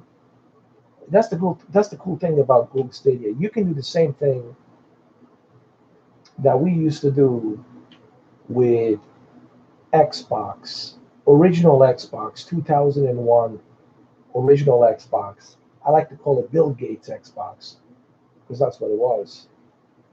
And Dwayne The Rock Johnson at Xbox as well because that's what it was. If you have original Xbox and you playing Halo, you can do a local LAN network, and so you can do the same thing with a Google Stadia. As long as you have, as long as your friend has a Google Stadia, or his friend, let's say four of you have Google Stadia, you can do a LAN network. You can play Destiny 2 on that. Hey, or you can do this game. Let me show you. You can do this as well. Here, this game right here. You can do a LAN network and play this, bro. You can play Ghost Recon Breakpoint co-op. Go in there and do some co-op and jump in. But you got to make sure that your friend has a Google Stadia connected to a different television or a different device. Yeah, that's the beauty about Stadia. You can do all of these things, man. You got a total freedom to, because you are always online. That's the thing about Stadia. You don't have to worry about a multiplayer because you are multiplayer. You're always online. You're always online. You're always connected to the internet. So you're always multiplaying. You're always a multiplayer. You're always online. Yeah.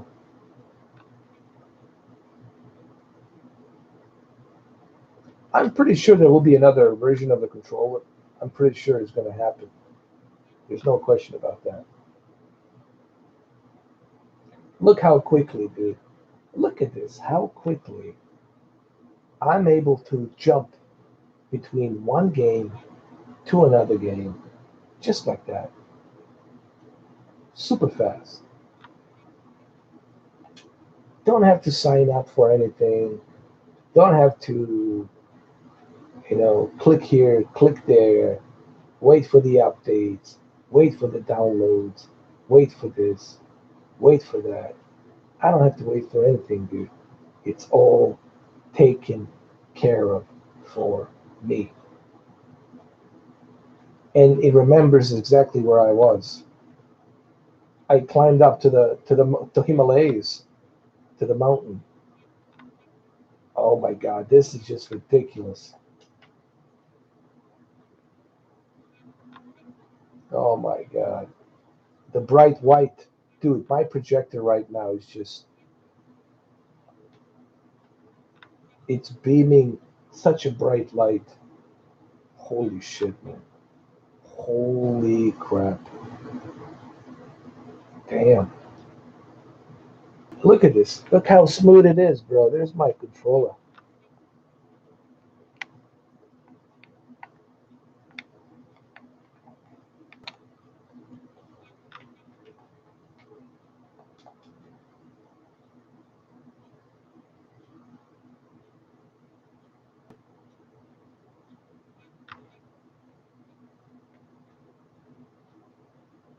People talk about a PlayStation Now.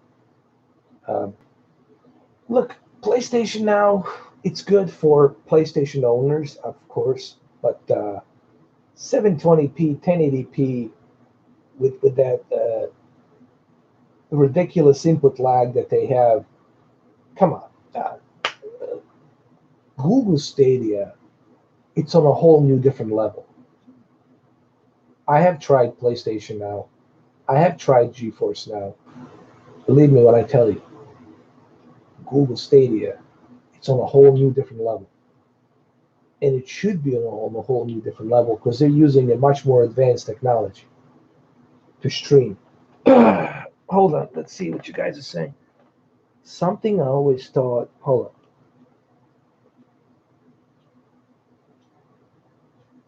Eggroot 32. Wonder if Google will produce. Okay, I already read that. Yeah, I'm sure they will produce another controller.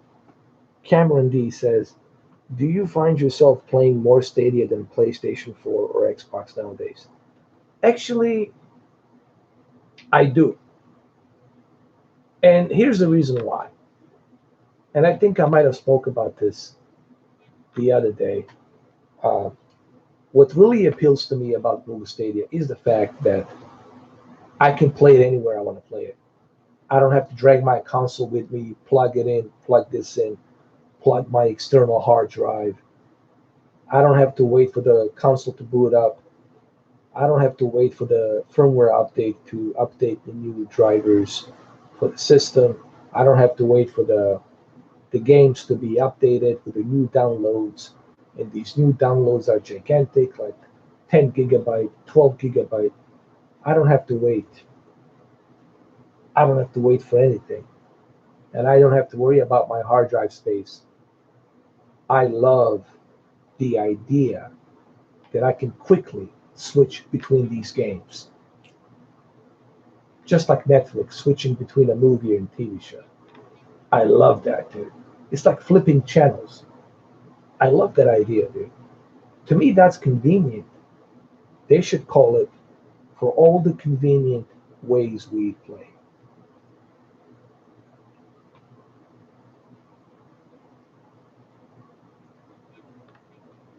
Thanks, man. We got to do it. I know you do it on Fridays, right? We got to do it, man. We got to do it. It's just that I got so many projects. I have this another project with this projector that I need to talk about on Friday. It's I'll tell you the name of the company. The name of the company is Jesus Christ. Did I just forget the name? God damn.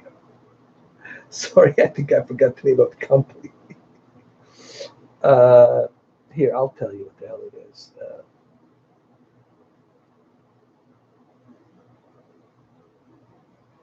Let me see. Bowmaker. It's a Bowmaker. Bowmaker. Hold on a second. It's called the Bowmaker, and I'm gonna do. It's called. There's this projector called the Bowmaker Parrot One. Parrot One, and it's a very interesting type of projector that it's very affordable, but at the same time, it does some very cool things. And I'm going to talk about that on Friday. Uh, so I got that going on Friday. So we'll see if I can finish that video. Maybe I can join in, stop by, and jump in and do, you know, conversation with you on your show. Jump in and join in. Maybe we can do that. It's just I got to check, my schedule and stuff.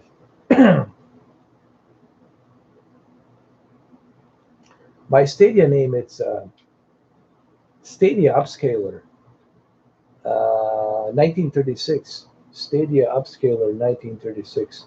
There's only one Stadia Upscaler, so it's just type in Stadia Upscaler, and that's me, man. Oh, shit, shit, shit. Here they come. Here they come. The drone. Goddamn drone. Run, Forrest, run. Don't fall, don't fall, dude. Just run. Just run, brother. Run. Run through the forest.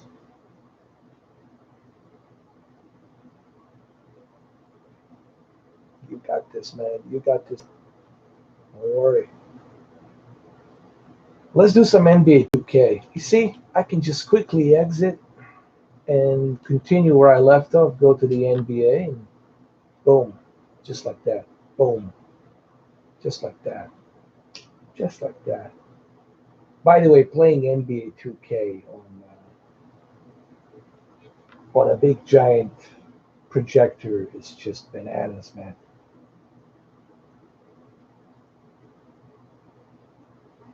I think you should play every sports game. If you love sports, you should definitely play.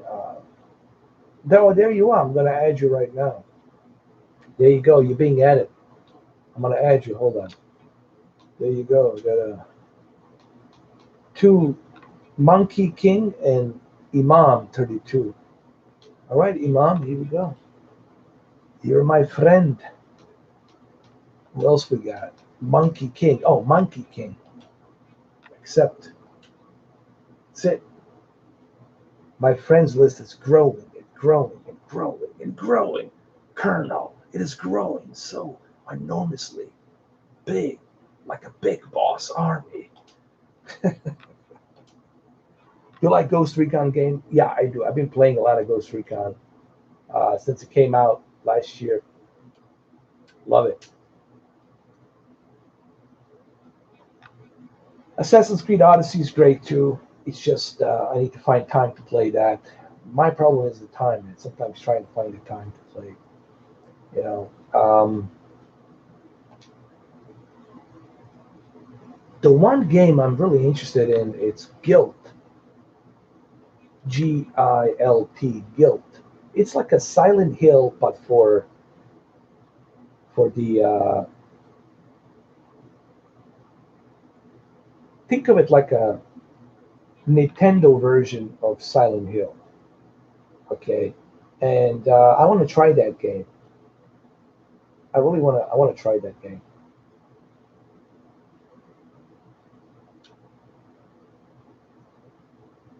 Yeah, me too, man.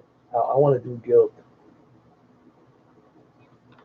Hold on, what game does he want me to play? Oh, sure, let's do it. I'm gonna join you right now. It's just I cannot hear you.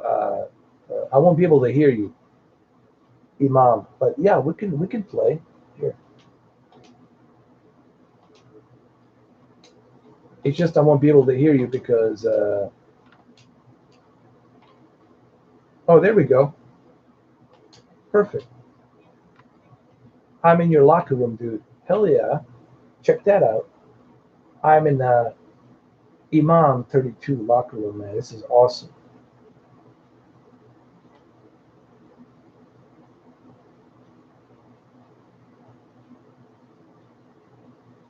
The only reason I cannot hear you because I am actually live streaming. So I gotta use my microphone for the YouTube. So I cannot hear what you're saying there. But if you type on there, I can see what you're typing.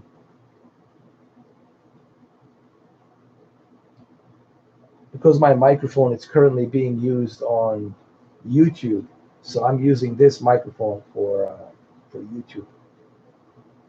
But you can hear me through my live stream. You should be able to hear me through there. Oh, who's hold on a second. Holy Home? Yeah, she's a badass, dude. She has destroyed what's her name?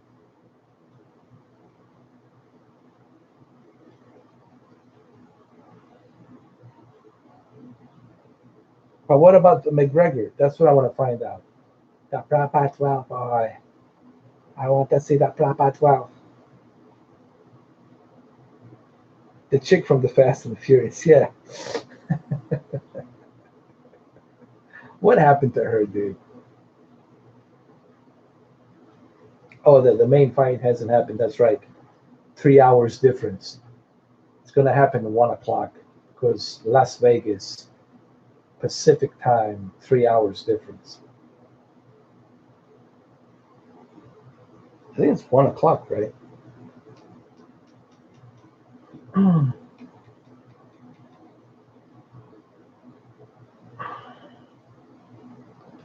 So what are we doing here? Are we gonna play? uh, I'm gonna go ahead and just play a match really quick, unless you're gonna play.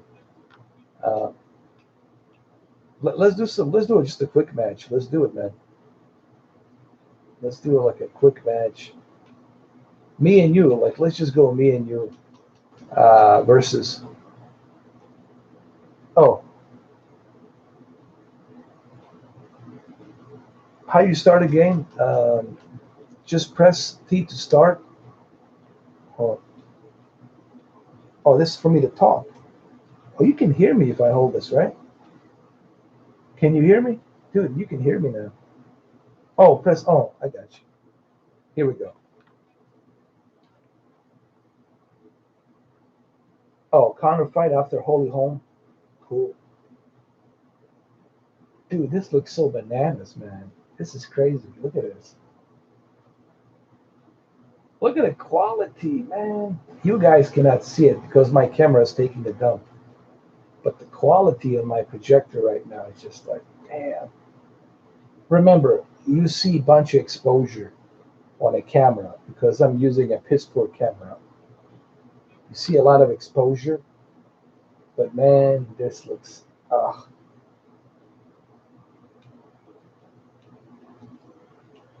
okay, I'm gonna choose Mark Gassel. There we go.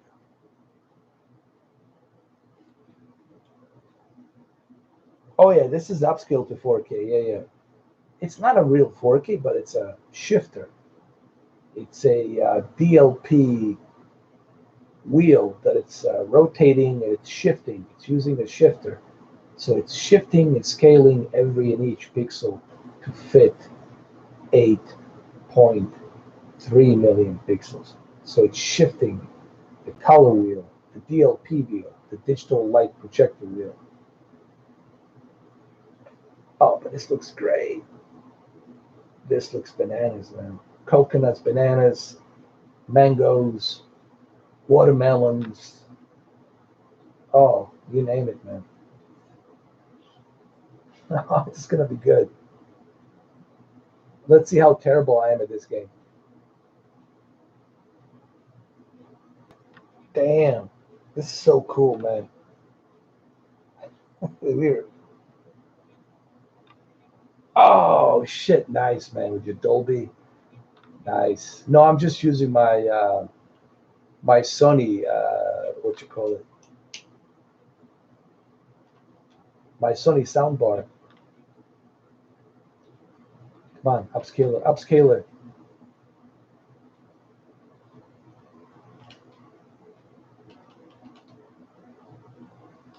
No, no, no, no, no. Don't let him go down to the basket. Go. That's it. Pass it, pass it. Shit, shit, shit.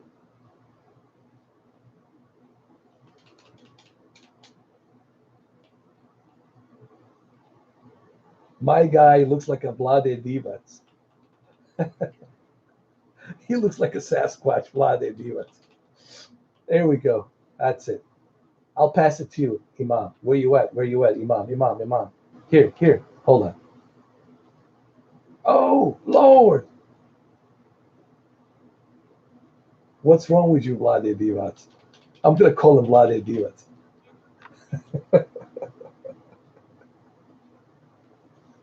Who who caused the foul? Oh, shit. By the way, what happened to Vlade Divac, man? Is he? I know he's retired, but but just where is he at now?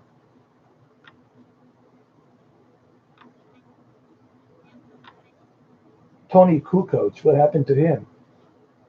I know Scottie Pippen's still around. I see him, but Tony Kukoc and Vlade Divac, like where are they at?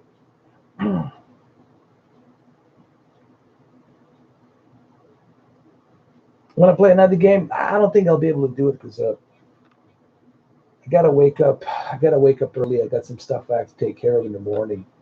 Because it's kind of getting late. It's like 12 midnight here. Actually, I've been streaming for 2 hours and 15 minutes. But I'll definitely do some live stream tomorrow. I'm thinking about doing a guilt live stream. I'm definitely thinking. Oh, there we go. What happened? I caused a foul. Ah, fuck. I know. He says, "Come on, Lade Divas. What's wrong with you, man?" I know he's not a Lade Divas, but I don't care.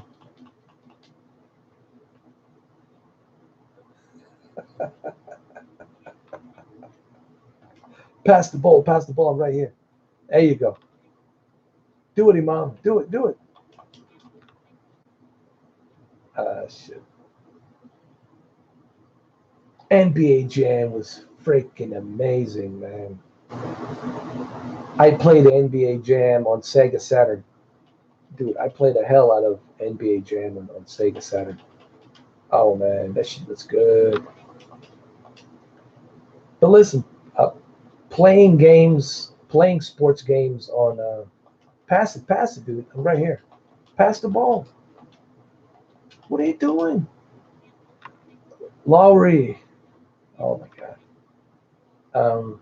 Playing sports games on a giant projector, man, it's just the best way to play. It feels like we're watching an NBA game, dude. For real. Get him, Imam. Get him, Imam. Here, I'll give you banana. I'll give you banana.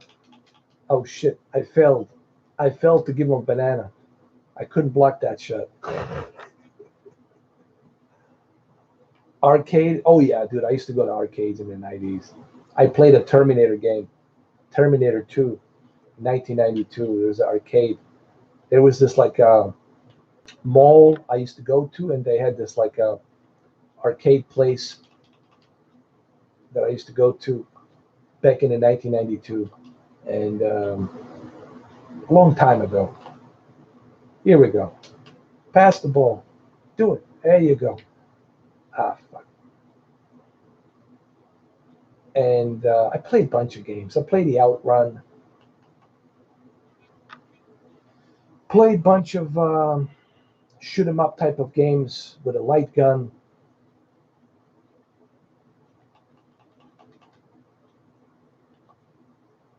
But once I got my Sega Genesis, oh, that was it, bro. Once I got my Sega Genesis, oh, after that, I didn't bother with the arcade. I would have my friends come over. That's it. Here we go. Let's do it. Let's do it. Let's do it. Let's do it. Let's do it. Pass it. Pass it. Pass the ball. Here you go. Nice. Nice. Time Crisis. Yes, that was great. They also had Time Crisis with Sega Saturn. So if I remember, didn't they have a Time Crisis with Sega Saturn? You know what, man? I really liked Sega Saturn. I liked everything about Sega Saturn. I liked the way it looked. I liked the CD jacket in there. One of my games that I played so much was called D, just called D, just the letter D, and the first letter, the first chapter of the game, letter D. I played the D game. Uh, Dude, that game was so freaky and just probably one of the freakiest games I have played back then, before Resident Evil and all this other stuff. But pass it. I'm right here. I'm right here, dude. Pass the ball. Pass it. Pass it. Come on. Oh, Lord. Sega Saturn was good. You know, when I think about it, Sega, it's a damn shame that Sega stopped with the Dreamcast. Oh, man. Sega had a potential, great potential to make another console, man. You know what would really excite me, man?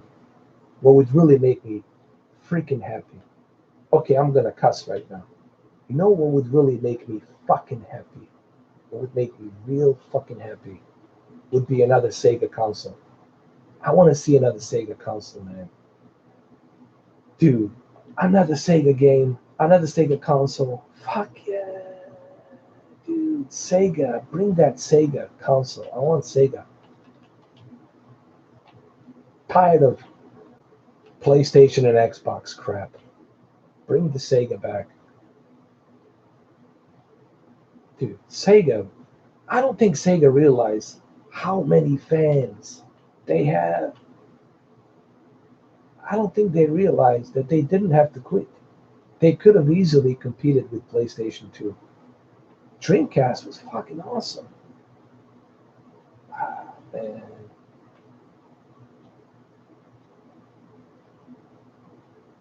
I know, but Sega, it's over, dude. Forget it. We'll never see another Sega.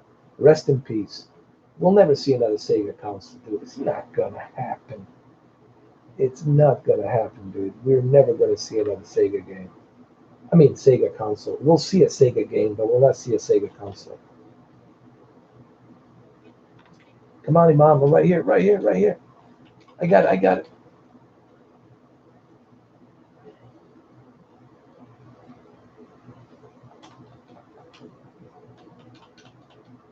Oh, man, we're losing terribly.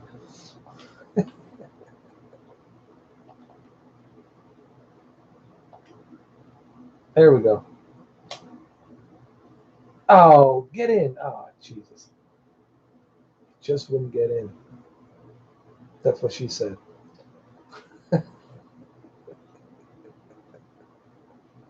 I'm right here, right here, right here. Oh, shit. There we go. Pass it, pass it. What happened? Somebody, I caused the foul. Of course, Vlade Divac. It's all your fault. Virtua Cup. Hell yeah, dude. Those are good old times, man. Those are good old times, man. Ah, dude, Dino Crisis. Think about these consoles back then, man. Sega Genesis, Sega Saturn, Nintendo, Super Nintendo, SNES, Nintendo 64, PlayStation. Oh man, those are some great times. Nintendo 64 was awesome, dude. I enjoyed the hell out of Nintendo 64. I enjoyed. That's what happened after Sega Saturn. I jumped into Sega Nintendo 64, and Nintendo 64 with a Zelda game and GoldenEye 007. That was it, man. I didn't bother playing anything else other than Nintendo 64. But once PlayStation came in, that's it, bro. I pretty much didn't touch my Nintendo 64 because PlayStation was so good when it came out. I didn't bother touching, Nintendo 64.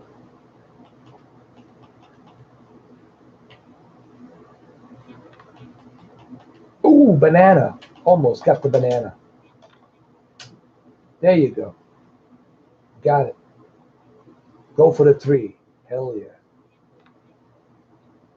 Siphon Filter, man. I want to see Siphon Filter come back. I want to see these games come back, man.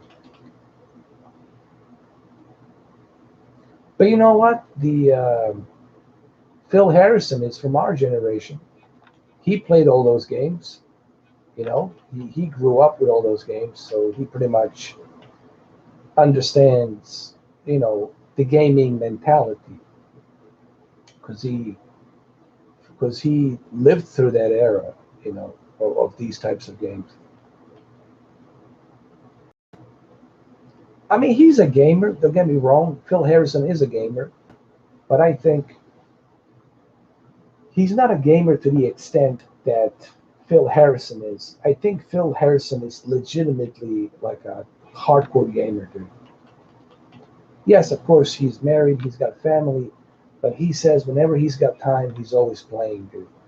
It's either him driving his Ferrari in Seattle. Yeah, he has a Ferrari. Or it's him playing these games.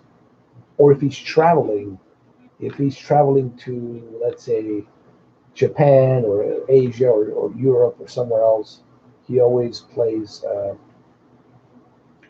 video games.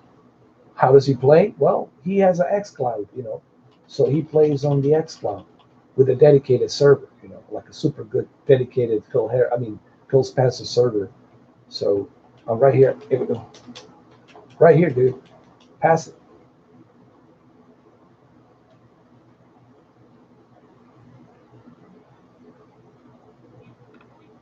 All right, and Mom, thank you, man. It was a pleasure playing with you too. I love it, man. I enjoyed it. I'm gonna have to shoo out of here too. I'm gonna have to kind of get ready to go to bed and get some sleep because I have to wake up early in the morning, do some errands, and then I have to do some other things, and then around 12 o'clock noon, I can do some live streams for you guys. I can do a Guilt. I really want to try that game, Guilt. It's an exclusive Stadia game, and I want to give it a try because I like adventure games. I like those types of games, and I heard the graphics are really nice in that game. They're really nice. They're created by Tequila Works Studios. And is there anything else we can try before I go? Is there anything else we can try? I guess we can always try Red Dead Redemption 2 on a big giant screen.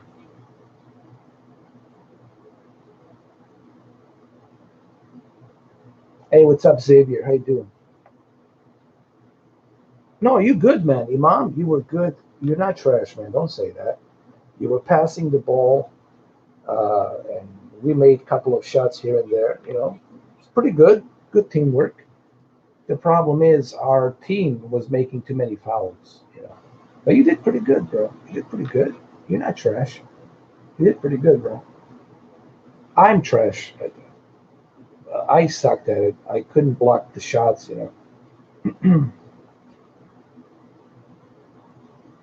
Oh, Crash Bandicoot. Oh, Just Dance. I gotta use my cell phone for that. I don't feel like moving my cell phone for that. uh, Xavier, what's your question? Hold on. In my opinion, does Xbox One S 4K upscales better than native 1080p? Yes, and here's the reason why. I'll tell you why. Because on the original Xbox One that was released in 2013, as I like to call it, VCR Kinect Xbox One. You all remember that one, right? 2013 Xbox One Kinect. Let's just call it Xbox One Kinect VCR because that's what it looked like. On that original Xbox, the best you can do is what? 720p? 720p to 900p. That's the best you can do. If you're lucky, you'll maybe hit 900p. So the source resolution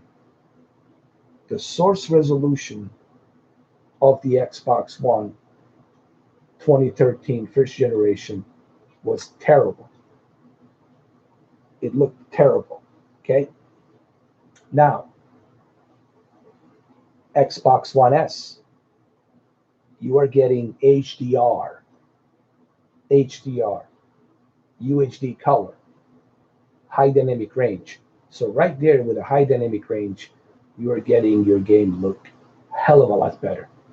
And on top of that, you can upscale your existing game that's running at 900p, go up to 4K. It's going to be 900p upscale to 4K because it's using that chip that's inside the Xbox, the redefined chip that's inside the Xbox that helps boost a better quality than what you originally have on your original Xbox. So what I'm trying to say is this. Don't expect your Xbox One S to be like Xbox One X. There's a reason why we have Xbox One X. Xbox One X is a true 4K console. Okay? It's a true 4K console. And it's an awesome console. Xbox One S, it's a great step up from the original Xbox One. I hope that makes sense to you. I hope that kind of answers your question. So, in other words, yes, the Xbox One S will upscale better than what you have on your Xbox One original 2013. Not only is your Xbox One slow and it's not using HDMI 2.0, it's using HDMI 1.4. I mean, I can go to the list of things as to why Xbox One VCR Kinect sucks.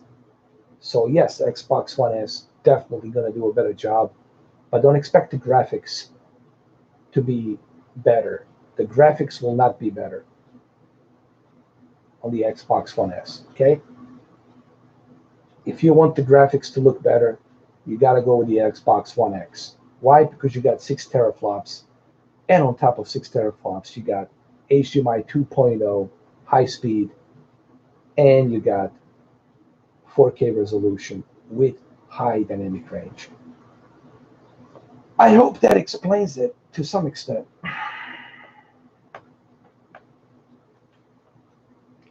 Oh, it looks beautiful, man. Let me tell you, man. And playing it on a big screen, dude, it looks even more bananas.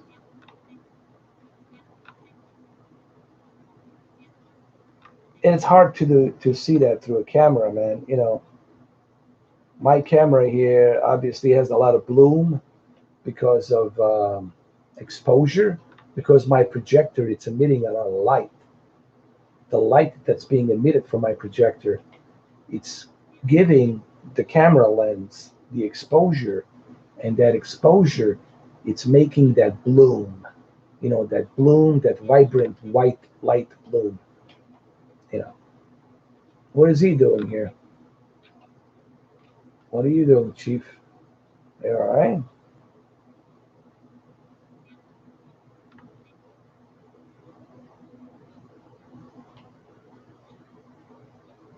That's a Reverend. What's up, Reverend? What's happening?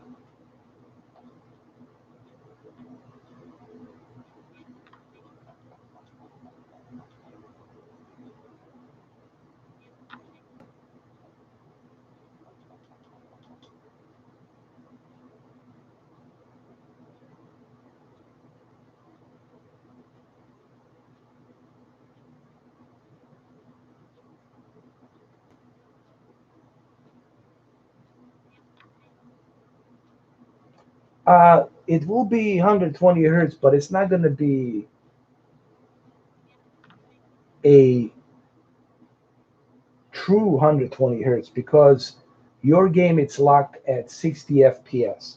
In order for you to truly take the advantage of refresh rate, your game has to be running at that 120 frames per second. And I think this is something where people are confusing the refresh rate with the frames per second.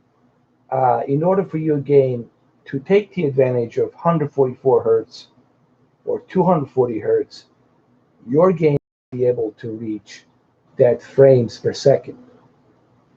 Okay, everything has to work together.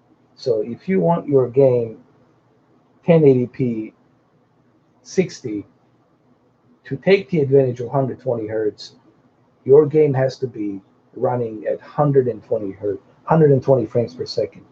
But the problem is the consoles, no console game, it's running at 120 frames per second. However, just because the game it's not running like a PC at unlocked 120 frames per second, it still helps smoothen up the experience. When I was testing Call of Duty Modern Warfare on my QLED with 1440p, 60 FPS, 120 hertz with a FreeSync on my Xbox One X, I felt that I was getting a much more smoother experience, even though I know that it's not hitting 120 frames per second. It was still a much smoother experience. You do sacrifice on the visuals because you're scaling down to 1440p.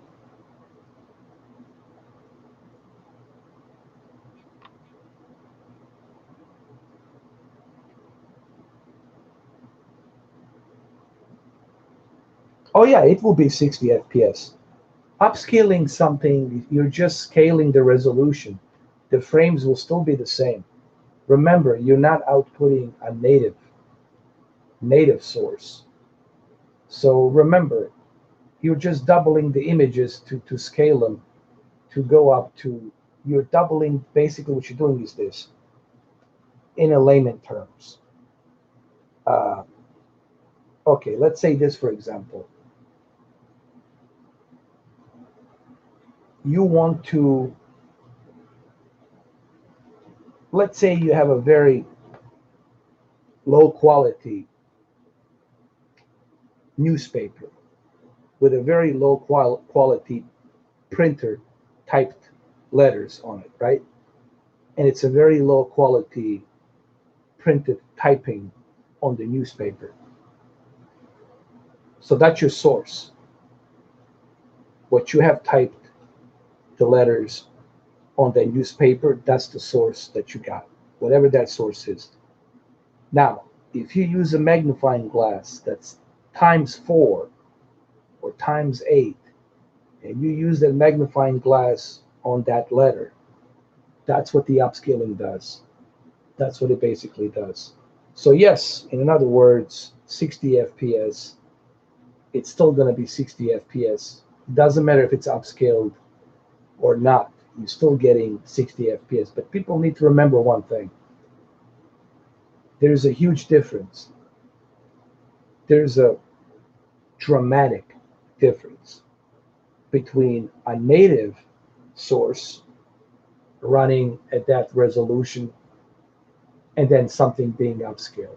Upscaling, it's really a fake trickery. It's a trick. It's tricking you into thinking that you are playing. Like right now, okay, here's a great, okay, this is the perfect fucking example. Right here, dude. Here goes Xavier, right here. This is a perfect example. Okay. Right now, my 4K projector, it's shifting this 1080p Red Dead Redemption game into this 200-inch ratio screen to 8.3 million pixels. It's upscaling it, it's magnifying it to make it fit the 8.3 million pixels, but it's not giving me the true native source potential of what this could look. I hope this makes sense. I hope I'm not butchering it. This might be difficult for some people to understand. You know, guys, when it comes to resolutions, when it comes to this kind of stuff, you have to understand the basic principle on what the meaning of upscaling means, and the meaning of refresh rate, and the meaning of the G-Sync and the FreeSync, and what does the G-Sync and FreeSync stands for. You have to understand the differences between these and understand how they work and what is the purpose of them. So it's one of those things you guys have to kind of understand the basics of it.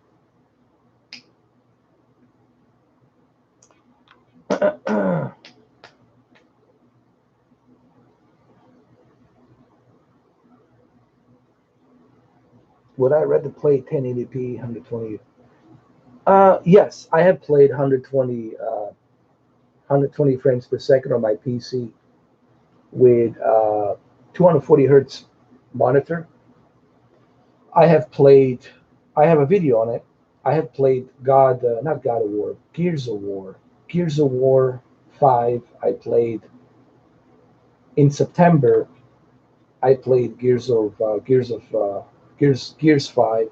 I played Gears 5 in September of last year with 120 frames per second with my Radeon 5700 XT graphics card.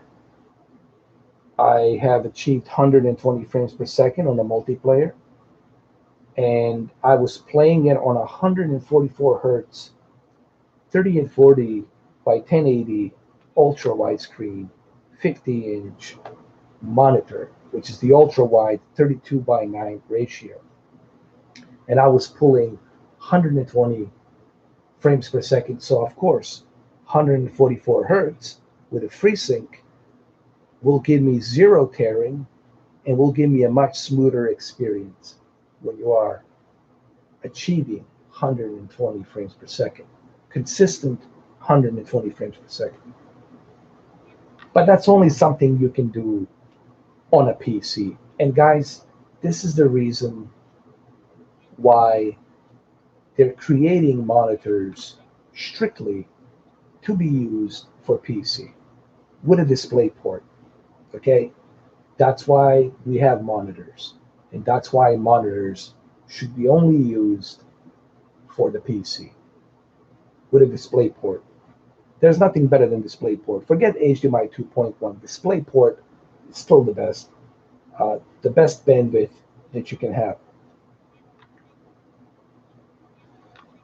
But this is something, if you care about the frames per second, if you care about the performance, PC, man, you got to go all the way with PC.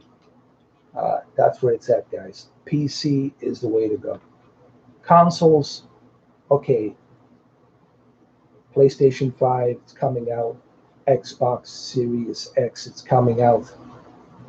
Are they going to be able to achieve 120 frames per second?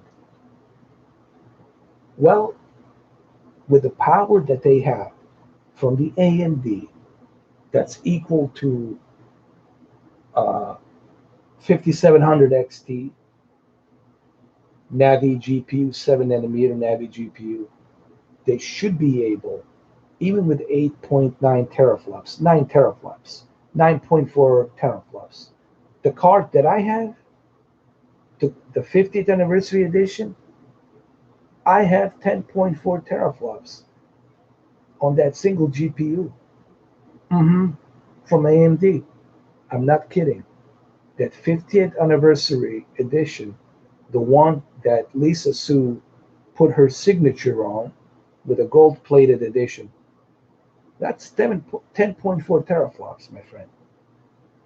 If you have a GPU that can handle that, and Xbox Series X and PlayStation 5, I think, in my opinion, they should be able to handle 120 frames per second with the upcoming televisions. And these upcoming televisions with HDMI 2.1 should have no problem achieving 120 frames per second with 120 refresh rate and the G-Sync built into it,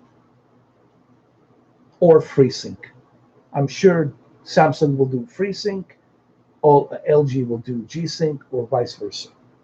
But they shouldn't have a problem achieving that with these new consoles that are coming out. In my honest opinion, they shouldn't have a problem. I think they have enough power to handle 120 frames per second. However, it's like it's like Phil Spencer said. Phil Spencer said the best. We're giving developers this power for them to unlock it.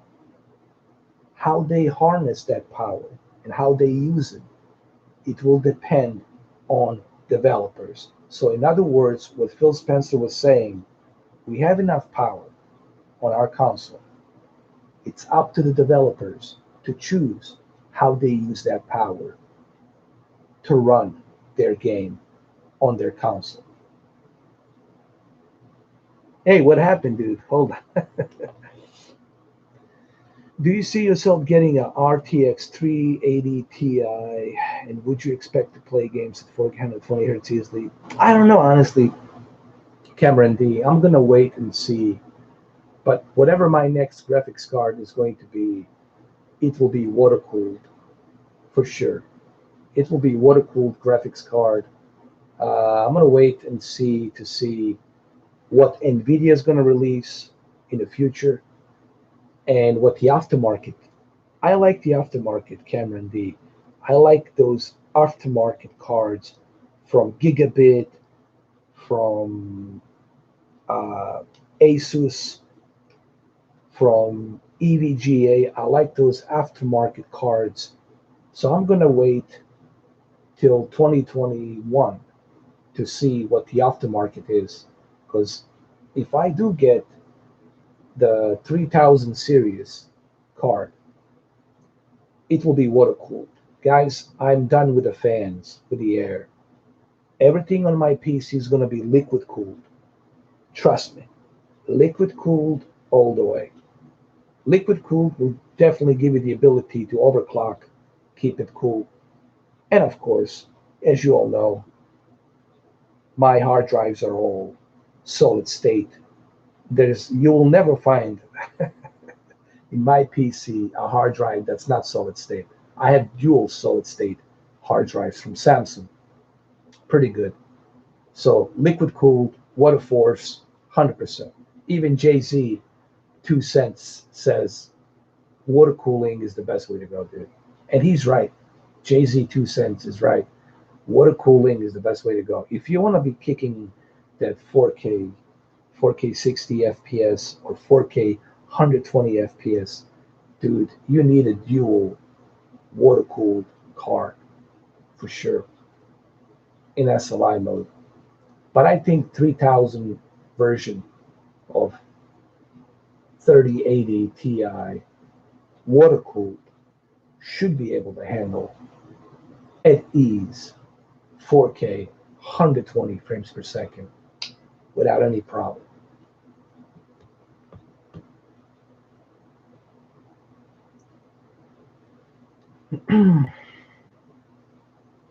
So what happened? Who not somebody who hold on.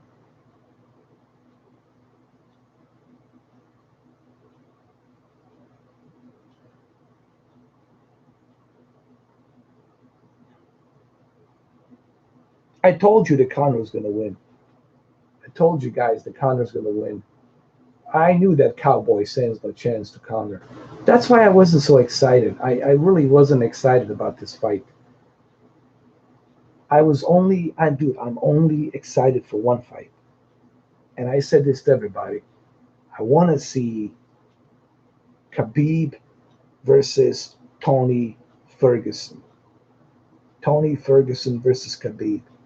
This is what we're all waiting for, too. No one gave a shit about this fight. Let's be honest. How many people gave a shit about this fight? I didn't. I didn't even watch the promotions. No one gave a shit. But Tony Ferguson versus Khabib, we all give a shit about that. We all want to see that fight. I definitely want to see that fight. And let me tell you, Khabib will have a difficult time with Tony Ferguson. I think Khabib finally found his match because Tony Ferguson has unbelievable stamina and he can take you on the ground. His jiu-jitsu is top notch. I mean, Eddie Bravo was his trainer, was his coach. And who knows jiu-jitsu better than Eddie Bravo, of course, with all these different techniques. Overall, I think Tony Ferguson, it's a real deal. And I can't wait to see Tony Ferguson versus Khabib. That's where it's going to be at, man. I honestly, I briefly mentioned because somebody mentioned the UFC.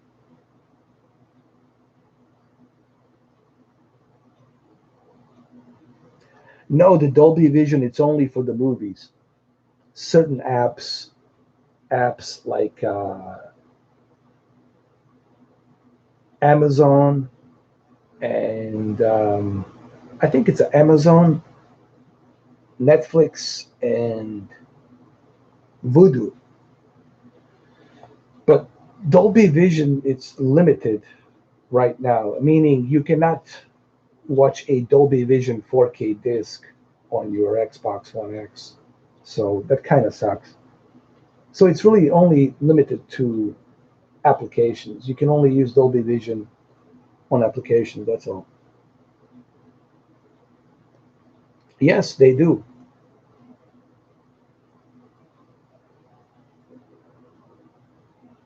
Of course they do. On the Xbox One S, you got the, as a matter of fact, Xbox One X, no, Xbox One S in 2016 was the only console. Isn't that funny? The Xbox One S was the first console to support HDR with the games like Gears of War 4 and Forza Horizon 3. Think about that. Xbox One S was the first console to support 4K Blu-ray player, 4K UHD Blu-ray player, and was also the first console to support HDR on the games, and was also the first console that supports Netflix in 4K and HDR. So when the Xbox One S, and it does a really good job upscaling your existing games, and I've done tons of videos back in 2016 when I was doing all those videos about the Xbox One S. And that's why Xbox One S was a big deal to me, because it was really like a first entry level into the 4K. So the Microsoft Xbox and Phil Spencer, honestly, they kind of jumped in onto the 4K first. PlayStation came later. PlayStation came later in November. What was it, November 10th, November 11th? PlayStation 4 Pro came out, right? 2016, November 10th or 11th. I forgot, around there somewhere. So to me personally, I would say Microsoft kickstarted this whole thing with the 4K. Really.